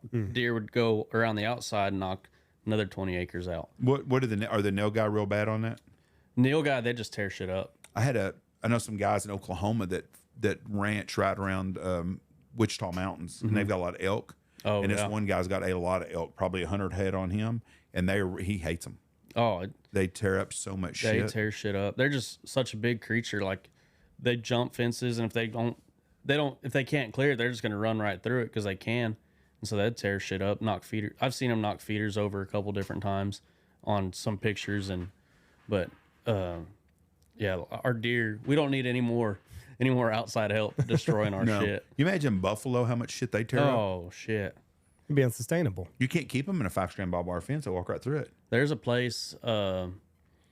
It's in Lee County. It was on my way to school. They had a 6-wire or 7-wire barbed wire fence that was holding a bunch of bison. And I said, man, if those things go to running, they'll be out here on the highway in no time. Can you imagine hitting one of those in a car? Holy shit. I mean, it's bad enough hitting like a cow or a horse. I'm not a big buffalo guy eating on them either. They're too lean. I've had it once at one of those high-end burger restaurants, and it was all right. I'm not going to fight for it, but... No, it's not. I'd much rather have beef. Yeah. Oh, we get so tired of pork. I mean, everyone around us, they'll go out, oh, I'm going to hunt tonight. I'm like, oh, can you bring me back a pig? No. Hell no. We shoot so many pigs down there. I can't tell you the last time I cleaned a hog. Oh, no. We don't. Well, I'm saying, I was telling a guy that in Maine, we were talking about bear hunting, this older man. I said, it's kind of, because they bear everywhere. And he killed 100 bears on his ranch over the years on his place. He was telling me about it. And we were talking about pigs. And I said, it's funny. I said, I don't care about shooting a pig. You don't? I said, no. I said, I wouldn't walk across my street to shoot a pig. I don't care about eating them. Yeah. I don't care about shooting them. I said, it's probably the way a lot of people are about bears up here. They see them all the time. Yeah. They have them. I just don't care much about. And Michelle don't cook nothing that don't say USDA on it anyway, so it don't matter. But I'm just not a big. I don't care about shooting a wild boar, but they're everywhere up here. I mean, you shoot them all the time. That's what. Around us, we've got one patch that borders the Cibolo Creek, and it doesn't matter if I'm there at 9 o'clock or 11 o'clock at night. There's going to be a pack of pigs in there, and right now it's so tough to get them because Milo's so tall. But you can watch them; those big boars, they'll reach up and grab a head of Milo, pull it down to them, and just start gnawing on it. And so around us, it's a necessity. It's not even so much fun anymore. Right. Just going out there, spending 2-3 hours chasing them around, and it turns into a lot of fun. We've done it every way possible. We've run dogs, we've hunted thermal, They're going to outlaw them eventually. I hope not. They're think going so? to. Why would Yeah, they? they're just because they're gun people, and that's what they're Yeah, going to do. I hope not. We run thermals now. I got rid of my hog dogs, so thermals a hell of a lot easier. If they're there, Oh, yeah. If they're there, they're there. You shoot a couple, go home. Dogs, yeah, you drop them, and they might be back tonight if your collars don't quit. And we had one that dog ran 5 miles. We had to walk through the pasture to go get it. I met the guy around the other side on the buggy, but he walked 5 miles to go get that damn dog. But you watch thermals and the helicopters and everything like that. The first time something happens, the anti-gun people. You've been are saying gonna that throw for years, though. It's going to Well, happen. shit, It's coming one day. I'm telling you. Something's You about to watch. happen because the company that we use, the parent company that owns them, got caught selling thermals to Russia, thermal technology to Russia. So I said, shit, there goes that. Right. And they're I don't think it's technology. I think it's just going to be the gun people. Yeah. Some jackass is going to get a thermal and go off to some town and sit up on a hill in the dark and shoot a bunch of people. Oh, and yeah. And that's going to be the first push to try to get rid of that shit, because that's the way they do stuff. You know, instead of just saying that one incident. It's kind of like the Aggie guys we talked about before. Yeah. There was two guys at the Aggie baseball game were making fun of a kid from Florida passed away, either died of cancer or a car wreck, but he was a bat boy, and it was very rude what they did. It was terrible, and someone should have whipped their ass. That's not indicative of everybody that goes to No, Texas A&M. exactly. It's just some dumbass. Exactly. And that's the way our society is about gun problems. Something happens to a gun, then we take all the guns away. Yeah. You know, I just saw on Fox just a minute ago, some transgender shot their parents, mad because they're transgender, and they're mad at their parents that they do it all over again. Well, we've had a whole lot of shootings of all transgenders. Well, not every fucking transgender out there is going around shooting up people. Exactly. I mean, you can't judge everybody by what one of them does. Well, I was listening to the news one day on the little AM radio station, and bad as it is, that stuff that happened in Uvalde at that elementary school, well, they're suing the gun maker. Yes. They're suing the FFL dealer. They're doing all that, and they're suing the police department. And I understand the police department, They dropped dropped the ball. They dropped the ball. But the guy who sold him that gun is not the problem. No. The kid could legally buy the gun. It's not his fault. They need to sue Pfizer, who made the fucking drugs that guy was on. Yeah, exactly. Yeah, because he did everything legally, right? Yeah. Like, because that was Yeah. the big thing is that He ordered it online, shipped it to a local FFL dealer, and right. and And those people got to now hire an attorney Yeah. to keep themselves from not losing everything they've worked their whole Shoot, life yeah. for. Yeah, I don't. Okay, there was a DWI accident in Wichita Falls this weekend that killed some kids. Are we going to sue Budweiser? No. yeah, Are we going to sue the car manufacturer? No. More fucking people die from DWI accidents in this country than they do from shooting deaths. Oh, and no if doubt. you looked at real shooting statistics and you took out suicides, it's not that high. no. Well, like we were talking about with the thermals, I saw a video a couple of years ago. They had a big group of guys out hunting pigs, and when those pigs get running, your adrenaline gets going. You're not really looking. Well, a guy got shot in the shoulder with a 308. He was outside the field of view, but you can't always see what your scope's looking at. So he was looking at the pigs, but his barrel was in front of his buddy, and he shot his buddy in the shoulder. Fuck.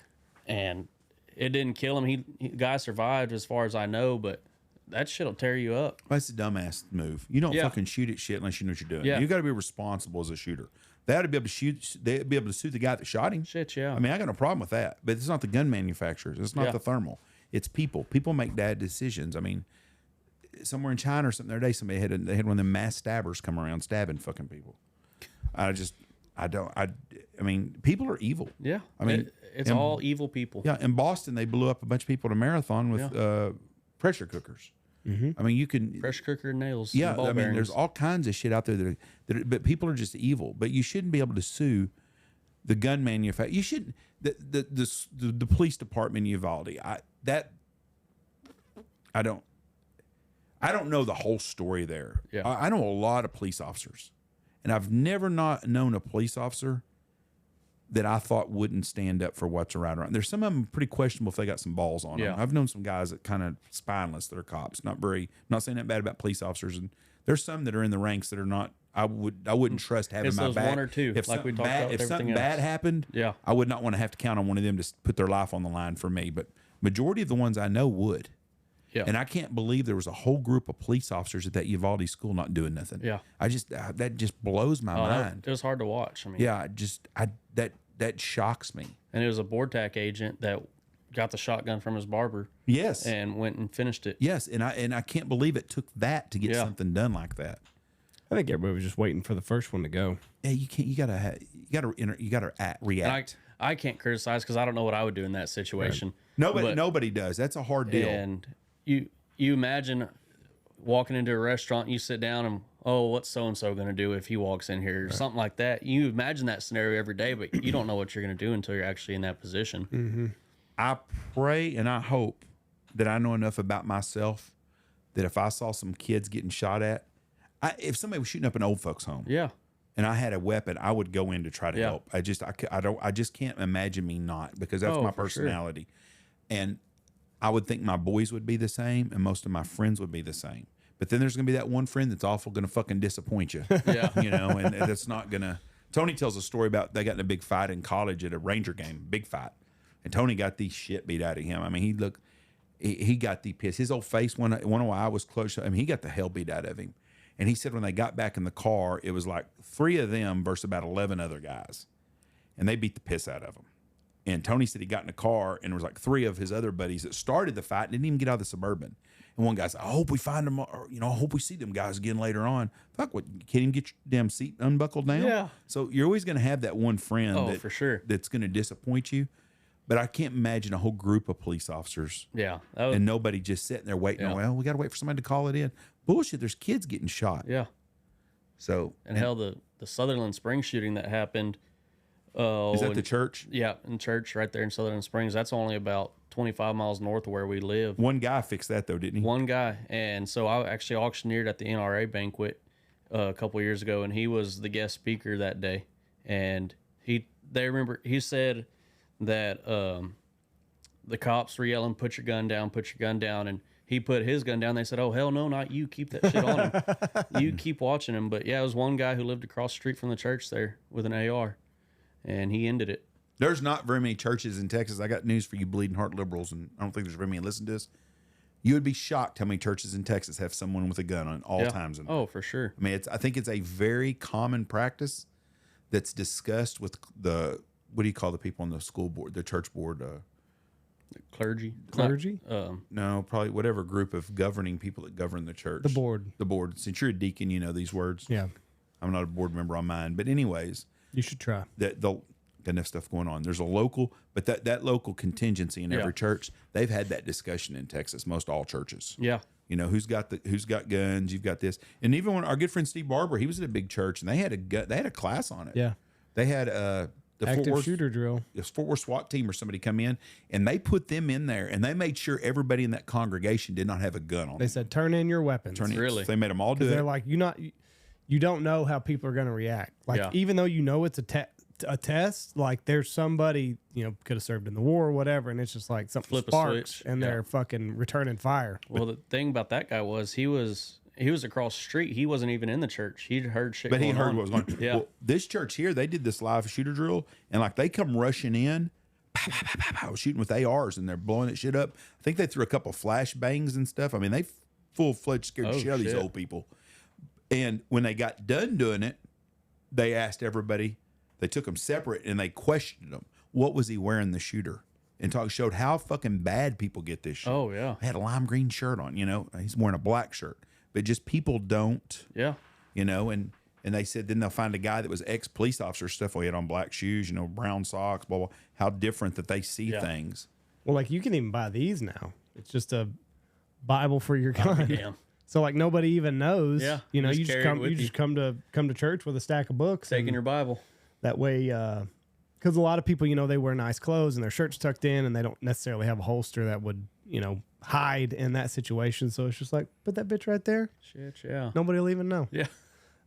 Yeah, people's memories are terrible though. Like especially like when their blood pressure gets up, forget about it. Oh, once your adrenaline starts pumping, hell, I'll go I record all my hog hunts through the scope, and I'll watch. Oh, there'd be 2-3 videos back to back. I'm like, shit, I can't remember which videos from tonight, and I've just watched it 5 minutes ago through the scope. I can't tell you which pig I shot first and shit like that. I wonder if that is like eyewitness testimony in a court case. Do what now? Eyewitness testimony in like a court case. Like, how is that admissible? Knowing how shitty the human memory is. You know what I mean? Yeah, I'm trying to think of an answer for you here. I mean, I had a guy get a ticket in court one time here, and his eyewitness was a blind guy. Right. I swear to God. I swear to God, legally blind. He goes, "This." I said, "Who's this?" And I know the guy. I know him real well. I'm not gonna mention his name. He goes, "Well, he's my eyewitness." Fuckers can't fucking read. He's legally blind. Yeah. And he gave me a statement. I said, "Okay." The cop goes, "What are you gonna do?" I said, "I'm gonna dismiss the ticket." He goes, "Why?" I said, "He's got a witness that rode with him, and there ain't no cameras, and I mean, fuck." He said, "Well, he can't see." I said, "Fuck, I know that just like you do, but I really can't. You know, I mean, what do you can't do something?" So I don't know. I guess. I mean, they bring in these eyewitnesses, but like if they were in or anywhere close to the thing going on, they're not reliable. Well, some are, but some aren't accountable. You can take a room of 10 people and you can tell one person something, and by the time it gets to the 10th person, it's all fucked up. It's like playing that game of telephone when you were a kid. Yeah. It never makes it to the end of the line, correct? No, and so it's the same with eyewitness stuff, I guess. You just got to figure that they're telling the truth.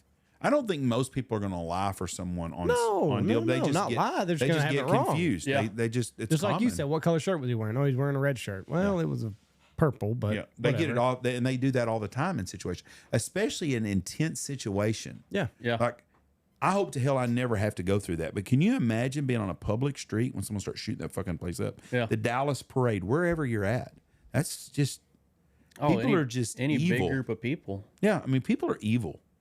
I mean, if I don't know. I mean, they did the 9/11 deal was pure evil, and what they did to those buildings and those people and stuff. But it had a far-reaching impact. It was about a war. I think it was a catalyst and I think it was all set up to do other things than to just blow up those buildings.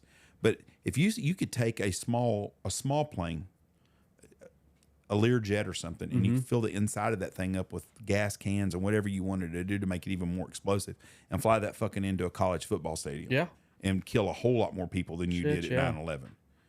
And people are just evil, and That's they all do it boils shit all down the to. time too. Most times it's evils is small things, 2 or 3 or 4 people. But if you really wanted to do, you could do a lot of bad things to harm a lot of people. And I hope to hell I'm never in that situation.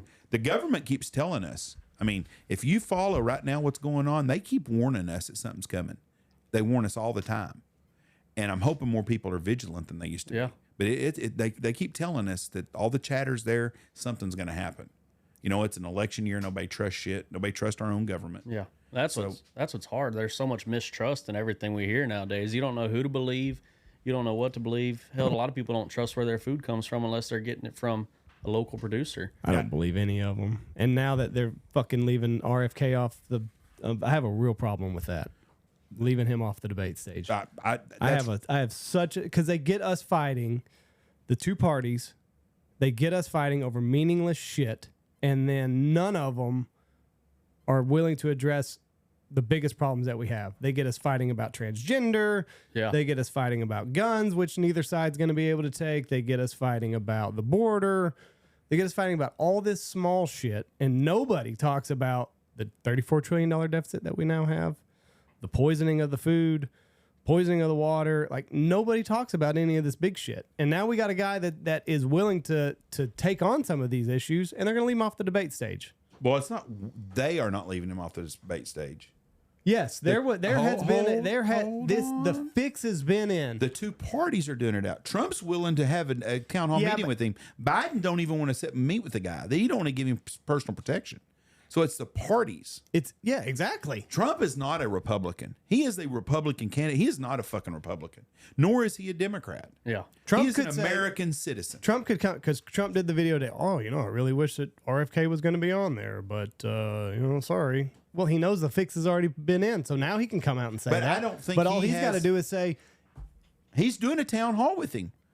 He can do that. we'll see if that ever comes. If Joe We'll see if Biden that would do ever the town happens. hall, then you'd have all three of them. Joe Biden don't even want to fucking do the deal with Trump. They got it all set where he don't have to move, sit still. Did you talking his see ears. Biden won the coin flip, and you get to pick. You either get to pick what podium you sit at, or you get to pick what order you answer the questions in. And every debate expert has said you always answer the question last. Yeah, because you can rebuttal what they talk about You know what Biden picked? first. Where he's going to sit. Oh, well. It's like you just fucked up the basic rule sit close to the of toilet. being a debater. Do you really believe before this? Is it next week? Yeah, the 27th. But the conspiracy is that there's something going to go on. They're not going to have a normal debate. First of all, That's the other thing. What a fucking sham of a debate. You're going to cut the mics off after a certain minute. There's not going to be any crowd. It's a fucking sham. I'm not even going to fucking watch it. I won't watch it either. I'm so disgusted about them leaving RFK Jr. off. It's a major blow to our democracy. We live in a one-party world now. Yeah. Congratulations. That's what we've got. I'm not disagreeing with you on that at all. Well, that's what it is. The debate stage is not going to be fair anyways. Trump agreed to all that shit because that's the only way you can get him to debate. Yeah. It's going to be Trump versus 3 people, Biden and 2 moderators. The moderators are going to cover for Biden at every instance, at everything at all. As fast as they can. But I'm glad Trump's doing it. I don't know that I would have, if I would have been in his boat, I don't know that I would have done it. I think I would have said, listen, the only way I'm doing it is if there's going to be 3 of us, it's going to be these rules. We're going to go by the same debates we've done forever. We're not going to protect the guy. I like the idea of everybody should have to be drug tested before they do it. Yeah. They're not going to do that because Biden is not going to agree to that shit. There should be no earpieces at all. If you can't answer a fucking question, you shouldn't be president of the United States. I don't think that you get an earpiece, though. Fuck, yeah, he's going to have a fucking... I promise you, Biden's going to have a listening device in his ear. They ought to check him for that shit. They ought to. And if you can't, like you said, if you can't answer a question, what makes you any good sitting You in shouldn't office? be president. That's like this... If you can't argue about it a little bit, and if you can't stand up and reasonably think on your feet, you shouldn't be doing that job. oh, I agree. The kid that's the... Oh, shit. I had a lost train of thought because I'm old too, and so you forget shit when you're old. but Biden can't answer nothing that's not scripted. It's all scripted, and we all know that. And so they're going to keep it that way. You should be drug tested. They're not going to do that shit. He shouldn't have anybody in his ear. He should be able to talk. I know what it was. The questioning they did when they asked him about the laptop or something, they were going to file charges on him, and the answer was, he's too old to go through that kind of testimony or something. If he's too old to do that shit, he shouldn't be fucking president of the United States. Well, I saw a headline the other day. I get all my news from the headlines, and it said something how the White House is worried about President Biden's declining mental state. Well, so are we. Yeah. We've been worried about it since No day shit. one.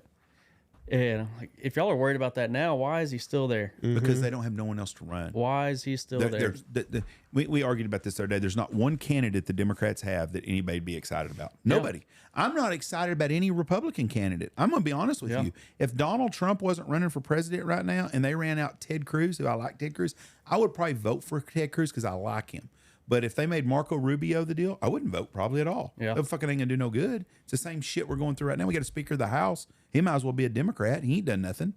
So I don't trust none of them up there. I think this is a fucked up deal, but I think this is the most important election of our lifetime. And they say that about every election, but we can't go through 4 more years of this shit. And now they're bleeding this deal out that Biden has retaken the lead in the polls. There is no fucking way that Biden is leading. There is nobody that owns a business that thinks he should be leading. Well, as of last night, Trump had won all 7 swing states, or he was projected to win all 7 swing states. He should easily. Yeah. If you buy groceries, then you should know them well. Yeah. The only thing that Biden has done that I really like, and I can honestly say this, the only thing that he has done that I think is really a good deal is he's trying to fix some of the woes with the airlines. Yeah. And I don't know if it's him, because I don't think he can think it all anyway, so it's somebody else, because I don't think he does anything bad or good. When something goes really bad, then I can't believe Biden did that shit. Biden didn't do that. Yeah. One of his handlers did. There needs to be some reform with the airlines. They shouldn't be able to not fly you, because if their flight coming in, let's say you fly into Austin and you're supposed to fly from Austin to Houston on a connecting flight, and they're 15 minutes late getting you there, they ought to put you up, have to put you up in a fucking hotel room and feed you. Yeah. It's they didn't do their job. Well, they do. Well, it's kind of. Sometimes they do, sometimes they don't. They did with Jesse and I when we got stranded in Miami. Sometimes they do, sometimes they don't, but they're not required to.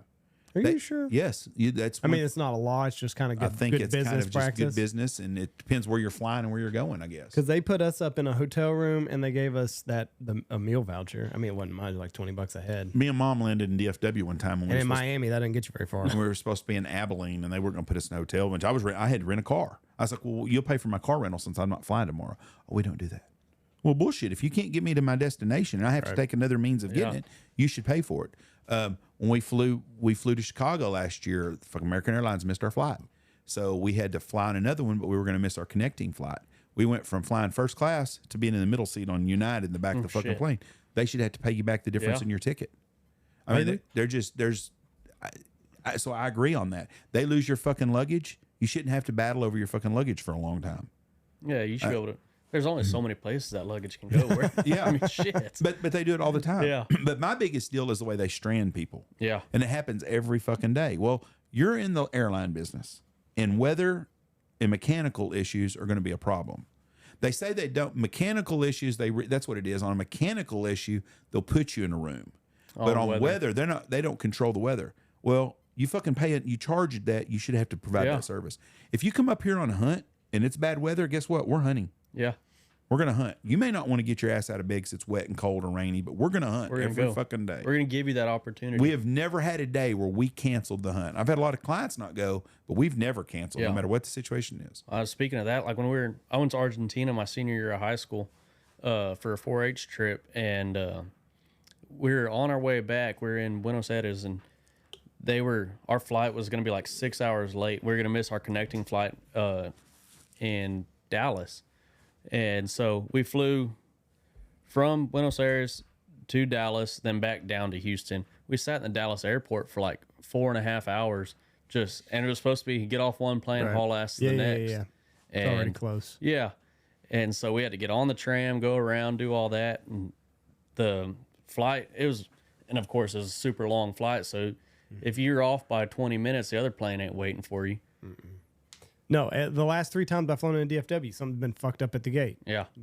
You're on the tarmac, and they're like, oh, well, the gate we're supposed to go. Gate's not open, so we're in a holding pattern. Just happened to us this last week. No, I know. And then whenever we got back from the trip before that, we're number 12 waiting for a gate. So we'll just be here until we can go to a gate. It's like, fuck, 12? Yeah. But I will cut them some slack because that was like 2 days after Dallas-Fort Worth had those bad storms. So I think they were still playing catch up from that. Which one are you talking about? The other night? No, the trip before. Okay. Well, the other day we landed on time. Yeah. And then, their plane broke down at the gate we were supposed to be in, so it'll be a little while. So we waited 20 minutes. Well, there's a lady on our flight. She had a flight to San Antonio. She's like, I'm going to miss my connecting flight. They should be responsible for that. Yeah. That's their fuck up, not hers. Yeah, exactly. But then she's got to get a hotel room. And most people that fly, me and Andy was in Minneapolis one time. They canceled our flight and it wasn't even weather related. Right. 5:30 at night. We were supposed to fly at 6:30. We're going in the airport.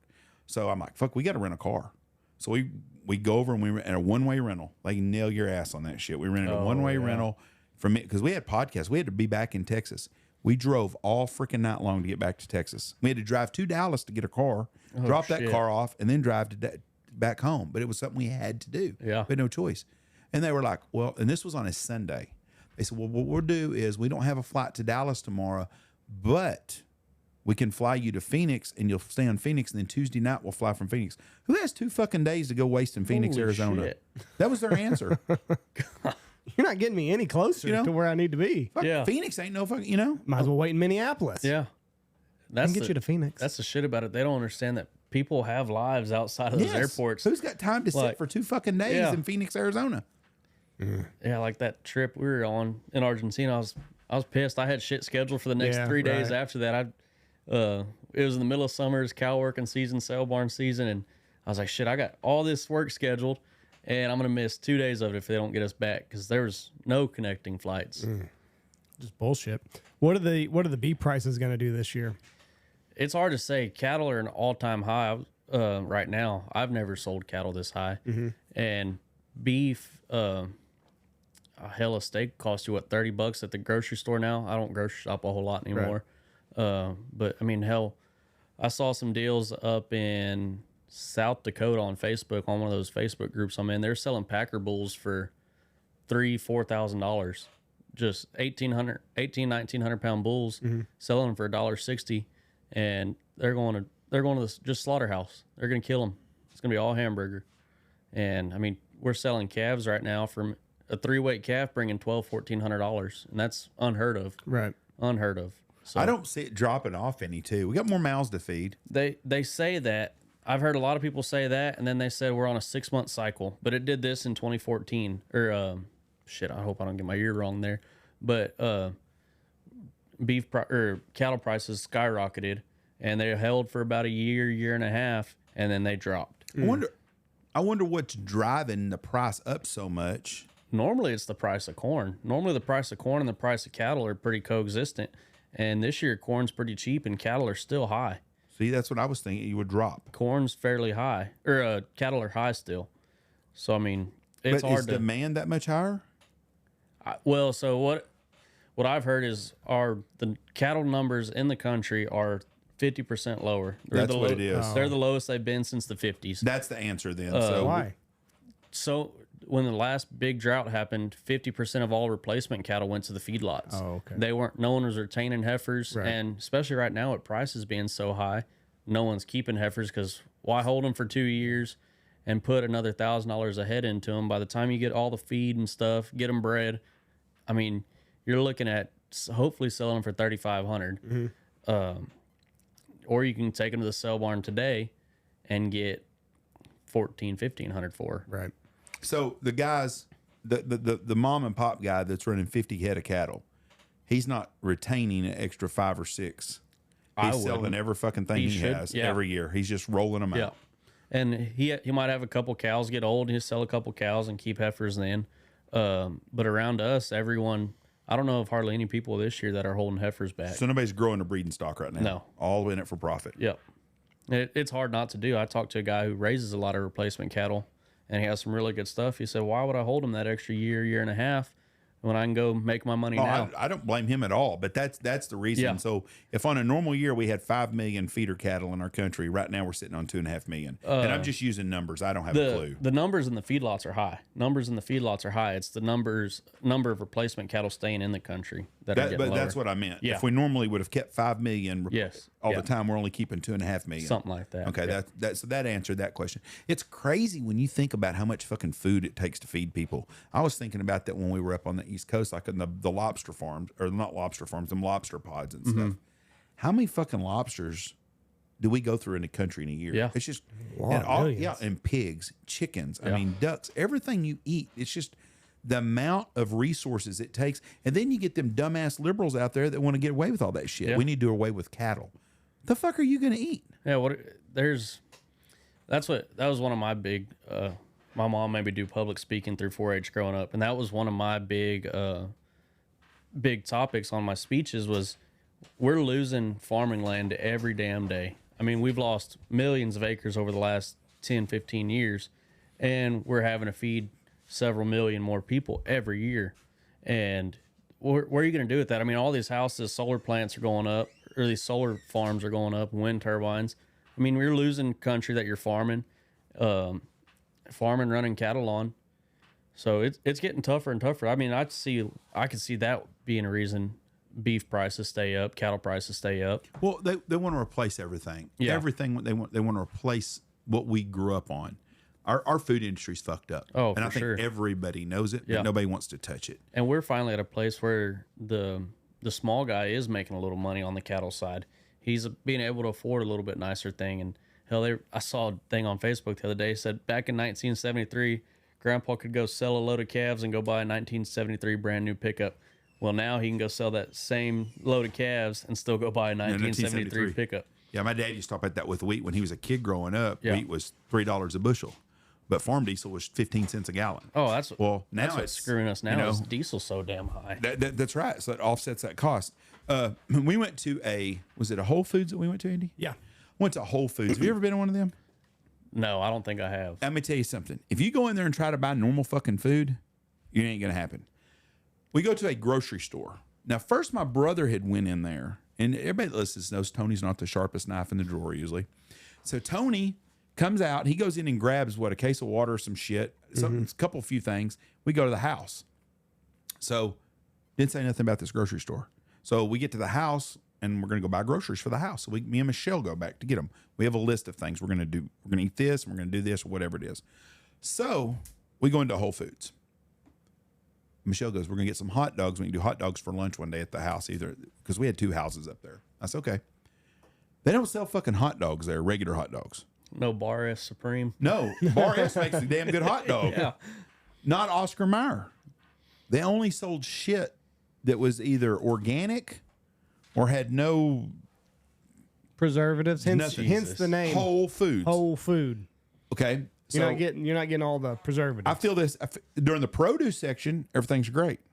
Everything's wonderful. Yeah. Beautiful produce, organic produce. Well, I don't mind. Cereal aisle sucks. Yeah. We get to the next aisle over, and I start noticing things real quick. This ain't the normal fucking grocery store like we have. Yeah. Michelle goes, the kids want the coconut Dr. Peppers. Get some coconut Dr. Peppers. Look, ain't no fucking sodas in the whole place. None. Chip aisle. Ain't no chips. They got some whole popcorn that, and I like that part called Smart Pop. They had some of that, so we got some of that. No chips that the kids wanted. They had a bakery, but everything was made organic there and stuff. The dairy aisle, supposed to get some sour cream. So I'm looking fucking for sour cream. Plant-based sour cream, this sour cream, this sour cream. And this and cream cheese. Is And there this, not a way to do that naturally though? the guy next to me, it was cottage cheese. Zach wanted some cottage cheese. I'm like, it's the only cottage cheese they have, and it's made from 100% gay virgin fucking cows or goat some milk shit. or Yeah, or something. some I would figure weird like shit. sour cream, there would be a way of doing that with Well, whatever they. so I'm looking through there. I told Michelle, I said, where the fuck is regular just, Where's cottage the cheese? daisy? Where's Yeah. Daisy cottage cheese? Where is it here? And this guy goes, you're like me. He said, fuck, I'm supposed to get some cream cheese here. And he goes, there ain't no fucking real cream cheese in this whole fucking place. Yeah. I'm like, what kind of fucking grocery store? So we go through the whole deal. I go over to the deli section where they're cutting off meat and ham and stuff for everybody for sale. And I look around and I asked this guy working there, I said, excuse me, sir. I said, where can I find hot dogs at? He goes, oh, they'll be back where they have the steaks and the chicken and stuff. I said, okay. And that lady goes, I don't think they have regular hot dogs here. I go, what? He goes, huh? She goes, I don't think we sell regular hot dogs here. He goes, you're shitting me. I go back to the deal and I find the butcher. And I said, hey, do you have any I knew they wouldn't have Bar S because it was a Texas type thing. I said, do y'all have Oscar Mayer hot dogs here? No. He goes, these are only we have here, and they're organic, whole, All and- beef. all beef, and they weren't bad. Oh, they were delicious. They weren't bad at all. It's not the chicken beaks and livers. $8 for a package of 8 hot dogs. Holy shit. I told Michelle, I said, this is a fucking profit making store around here. Shit, yeah. But everything in the whole store was that way. I love pickled beets. My in-laws, Jesse's mother, makes the best canned pickled beets in the world. I love them. My favorite thing in the world. I would trade them, whatever it is for them. I thought, oh, there's some pickled beets. I get them because I eat them with the sandwich. I'll just have me a couple pickled beets. Them motherfuckers, I don't know what they made them out of, but they need Julie Sure to come give them some lessons on pickling some beets. They were terrible. Threw them away. One bite, I was like, God Almighty. Ugh. Yeah, I have no interest in going into a Whole Foods. Oh, if I go to HEB or Walmart, I'm doing good. Yeah. HEB, I'm a United Market Street guy. I'm very loyal to places we go to.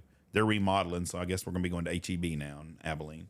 But I'm telling you, Whole Foods, bullshit. I ain't never going on them some bitches again. I don't think I can honestly say I don't think I've ever been in one, and if I have, I was following someone in there.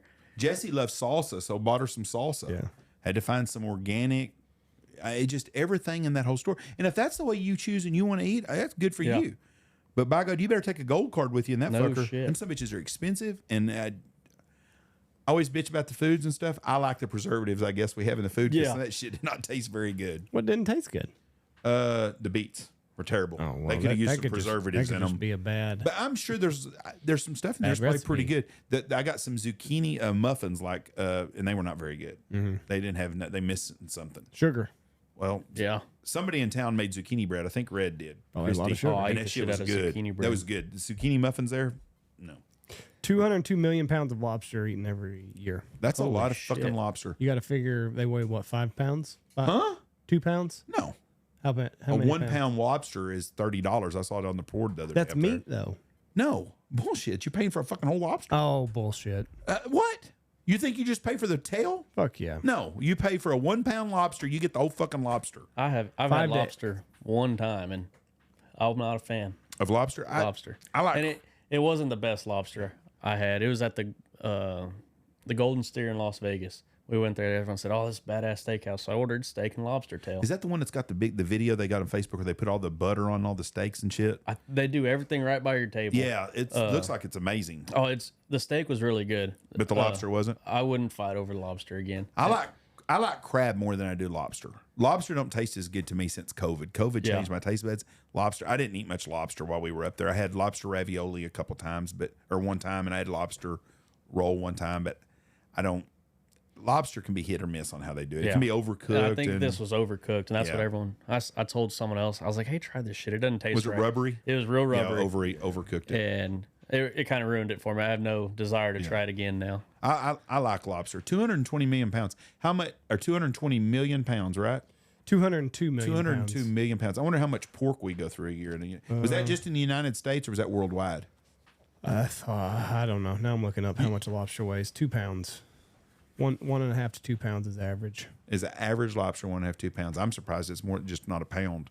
1 pound lobsters is what they sold in Maine. I saw it on the board. 1 pound lobster. Right. Like when you have lobster that was roll. American supply of lobster. There's American. Well, they get a lot out of Canada too. Oh. But I think most you're going to get most of your lobsters are going to come from the Maine East to Coast over there. Massachusetts and then up to the Canada. And I know they have a lot around Scotland and off the coast of England too, on the other side of the North Sea.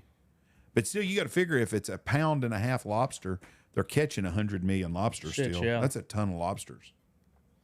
U.S. per capita is 51 pounds of pork every year. Per capita, there's 300 million people here. I'm trying to find The an average answer the here. average human eats 50 pounds of pork a year.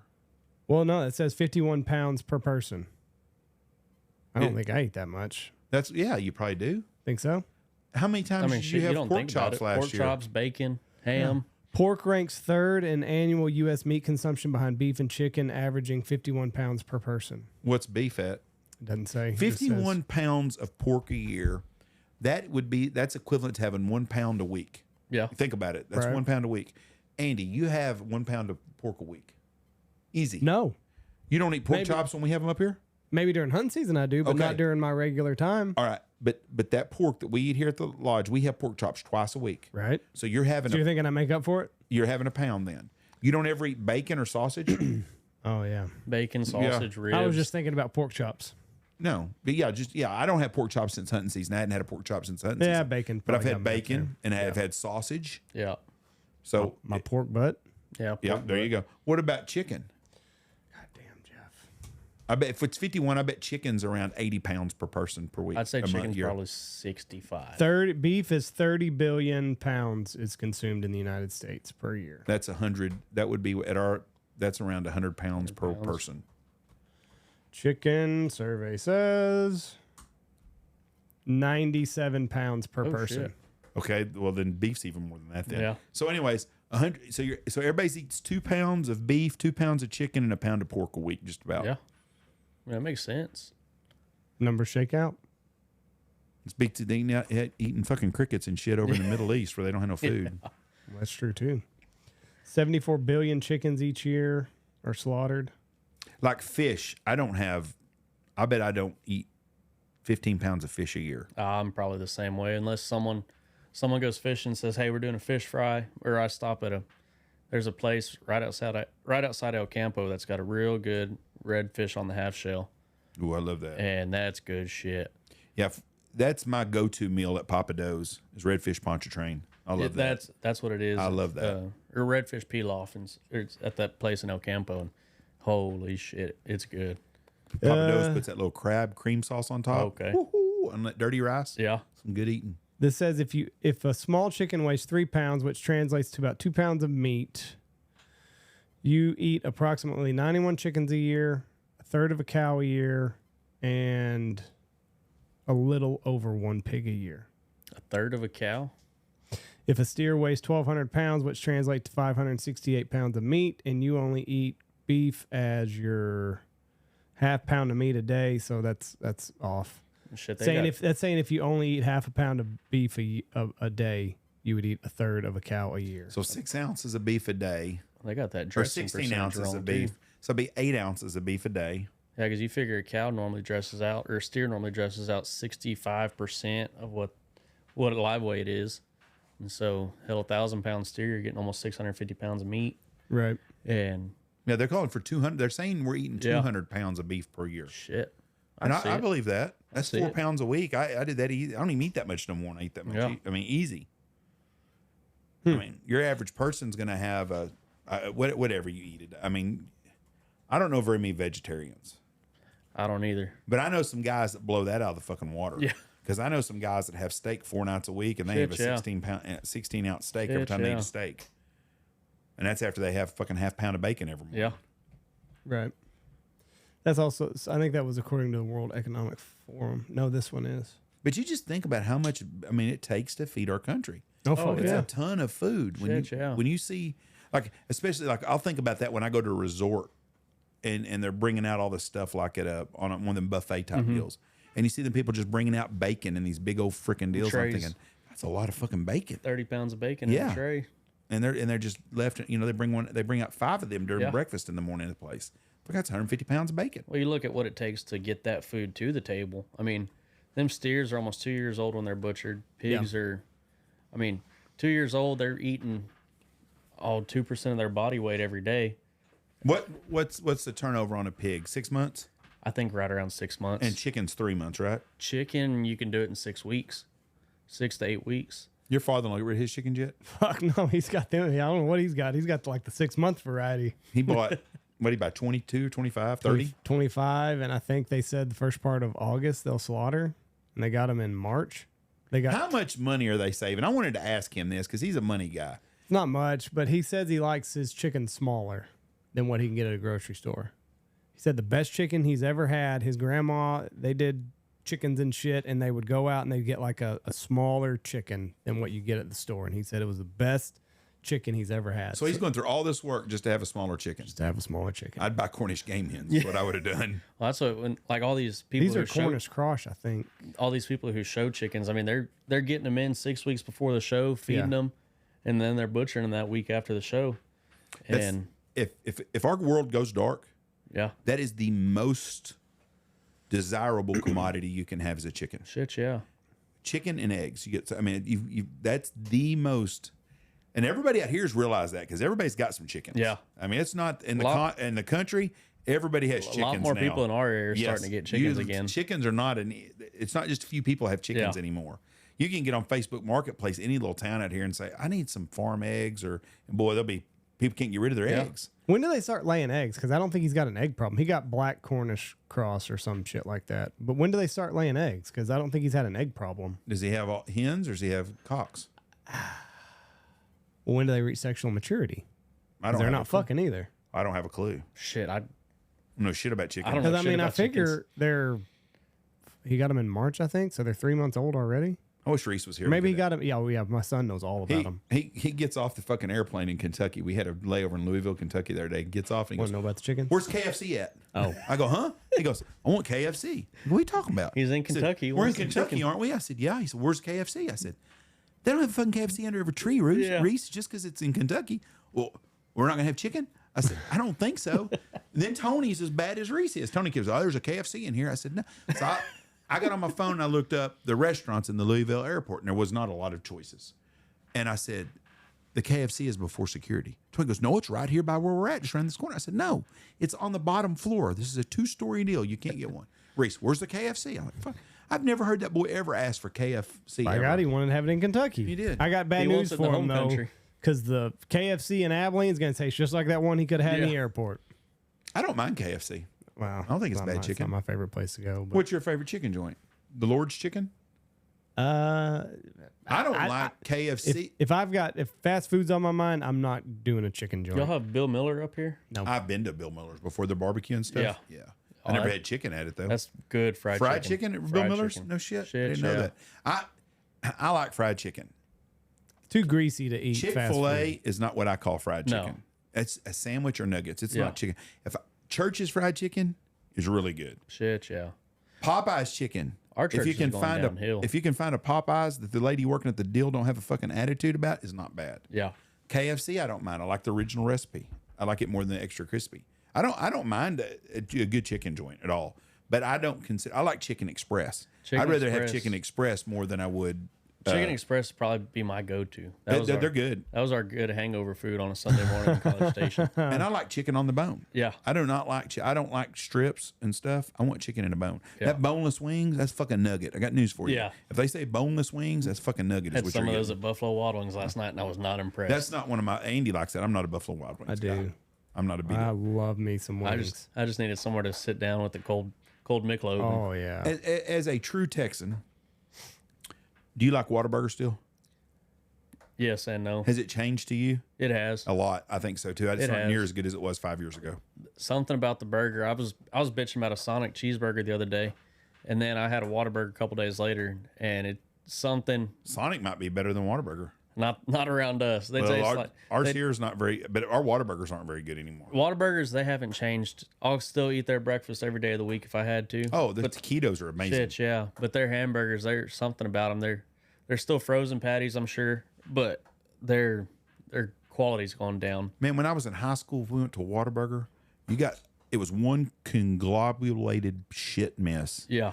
Lettuce, tomato, cheese, meat, bread was all blended together because it was all gooey and melty, Yeah. and it was so good. And it was an old-fashioned hamburger that you used to be able to get in a wax paper that had in brown sack with wax paper around them and grease on them. Were good. And it's not like that no No. more. When they got bought out, it's no different going anywhere else. Andy's a big In-N-Out guy. I like Freddy's. I think Freddy's makes a is really really good good. burger. Freddy's is good. And it's thin, and I like it a lot more. I am not an In-N-Out guy. It's an okay burger. It's not. I'm not. It's not bad. It's to me, it's too commercialized fucking hamburger. And that's always the debate. Oh, what's better, In-N-Out or Whataburger? They're all hamburgers. They're not that. I would rather get an old fashioned glass kitchen. We used to have a place in Wichita called Sack of Burgers, and for $10 you got a sack of hamburgers. So you went in there and paid $10, and you got like 6 hamburgers and fries. I'll be damned. You're it was good. comparing In-N-Out to the wrong thing, though. What am I comparing? You're it to? comparing In-N-Out to like a fucking mom and pop burger shop. That's what I want with a burger. I I'm not understand. My argument with In-N-Out is that it is the best fast food hamburger. Period. I'm not comparing it to your fucking corner burger It's not shop. better than Freddy's. I'll put Freddy's up there too. I'm willing to concede that. Freddy's and In-N-Out are neck and neck. I really, really like the cheese curds at Freddy's, and I like the animal style fries at In-N-Out. But I'm not comparing, and I'm not saying that In-N-Out is the best burger joint in America. I never said that. That's what you're comparing it to. You're always like, I'd rather have fucking. I'd rather have Dale's fucking hamburgers that gave me a sack of burger in 1964. I'm not saying that In-N-Out is that good. I'm not saying it's up to that standard. But when you compare it to Burger King, McDonald's, Whataburger, whatever fucking else, Culver's is really good. So I'm not Culver's is better, I'm not too. going to put it above. I'm not going to put it above I Culver's. might put Dairy Queen above Whataburger on some days. Dairy Queen. I think Dairy Queen makes a lot better burger than Whataburger does. I'm saying that if you compare them to those handful of restaurants, In-N-Out is up there. It's up there with Culver's, and it's up there with Freddy's if you can qualify Freddy's as fast food. That's all I'm saying. Nothing else. Why would Freddy's not be fast food? I don't know. Does it have a drive-through? Yeah. I've only gone in to eat. Yeah. I think if I rated them, I'm rating Freddy's 1, Butterburger at Culver's 2, and then it's a tie for Whataburger and In-N-Out. I think they're about the same. I just don't see much difference. I don't think I've ever had an In-N-Out burger. They're Get the double. If you, I get the double, no tomatoes, no onions. it's Happy to go. I'm sure I'll find one on the way to Omaha. It's a ground. Oklahoma City, I think, has In-N-Out. I'm sure. And it's not a bad burger. I'm not knocking it. It's just not my. It's kind of like Chick-fil-A. Chick-fil-A makes a damn good chicken sandwich. Yeah. The best chicken sandwich there is. Shit, yeah. But they don't make it. They're not a fried chicken place. That's a chicken sandwich place. Chicken nugget. And their nuggets are okay. I mean, I like going there because what they stand for. Yeah. And so I like that. And they have great customer service, and their food's very consistent. Same as McDonald's. McDonald's makes a trashy fucking meal, but it's very consistent all the Yeah. time. Andy loves their steak bagels. Oh my God, dude. And they had those up north. Oh boy, that steak, egg, and cheese bagel at McDonald's, it should be mandatory. If you're going to open up a McDonald's franchise, you should be required by law. Biden, if you're listening, make it mandatory for McDonald's to mandated to carry the steak, egg, and cheese bagel on their breakfast menu. It will change your life. You know the secret menu of McDonald's? You ever heard of the McGangbang? I have, yeah. What is it? It's a patty chicken sandwich, Yeah. Hamburger patty chicken sandwich. I think it's got a fish fillet on it. right. Yeah, it's got everything. Yeah. The McGangbang. Yeah, I've never had one before though. I need to ask my buddy. He works for McDonald's if that's a real thing. The McGangbang. I'm sure it is. Fuck. You can get it. I know the one around us would do it. We'd pull through the drive-through after hog hunting one night. That was the only place open. Yeah. We'd say, "Hey, let's get a McGangbang." Oh, we can't do that here. And one night they finally did it. And What all's on it now? Everything. everything they put on a sandwich. Every meat. They got fish, hamburger patty, and chicken sandwich on there, or chicken patty. The McGangbang. All the proteins just on a sandwich. Yeah. Their McFish isn't bad. I'll eat Their that. filet fish, Yeah. not a bad meal. It's just hard for me to trust fish from a fast food place. McDonald's is always pretty clean. and they always have pretty good service. It's a factory type deal. Yeah. You go in there, you're going to get the same. I mean, I think their menu's too extensive. I think they would a lot better off when it was just. But when you get older, y'all are going to be the same way when you're getting older. You're going to hate change. Oh, it's just it's an old person deal, and I love the old Whataburger. I grew up on Whataburger. I love the old Whataburger. I don't go to them no more because their food's not near as good. But I like their breakfast deal because I think their sausage, egg, and cheese taquito is as good as anything there is. And they've also got a jalapeno biscuit that they do. Yeah, that's really good. And that honey butter chicken biscuit's hard to beat. Yeah, I mean, it's not a bad place, but it's just since they got bought, it's not the same. Yeah. Taco Bell's the same. I mean, any fast food joint, it's the same shit. I mean, there's not very many that are better. I like Taco Mayo a lot more than I do Taco Bell. And I like Taco Casa probably better than all them. I think they're more, it seems to be more fresh. Yeah. But they're all the same. Like they put a little try into it. The Chinese one, what's that called? Panda Express? That's not bad. That honey chicken, that honey shrimp they have is not a bad. Yeah. I just don't know how you get Chinese food to go. That's a tough deal to do. Whew. I've never tried. I've tried Panda Express a couple times, but I've always gone in and eaten. I've never tried to eat it In and a drive. car. Yeah. It's crazy. You know, it's funny up north. You don't find any chicken joints up north. Really? Like Chick-fil-A you can find, but there ain't no chicken expresses up north. Really? You get chicken and gravy. People up north don't have a clue what you're talking about. No and let me shit. tell you, all you northern listeners, and we got thousands of you, the chicken express. If you get a chance, try it. Get the number 4, the 4-piece. You can get them spicy or not with the gravy. Yep. Some fried okra. Get a couple chicken tenders on a Sunday morning. That's And that diabetic causing sweet tea. that's too sweet. It's too sweet, but it's damn good. I had a mixed tea in Maine at a McDonald's, and anytime we travel, if we go, at least you go to McDonald's, you get good tea. Yeah. And I was like, can you mix it half and half because it's way too sweet, and the mixture was not right. The liquid diabetes. Didn't do good.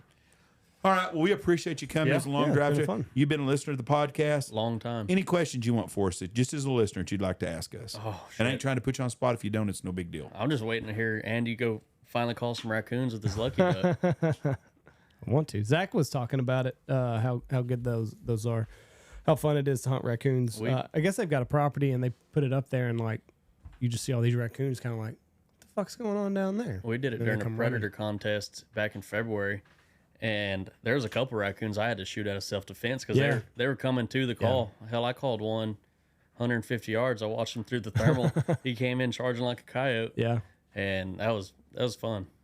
Every year I say I'm going to, and I never get around to it. But one of these days I'll do it. It's fun off-season type shit. Shit, yeah. Well, we appreciate you coming on Yeah. here. I hope you come up and see us this year. You talked about some dates. Maybe you'll be up here this year. Yeah. We'd love to have you. Safe travels to Have Omaha. fun in Omaha. Don't Thank get you. hungover. Gig 'em. That's a guarantee.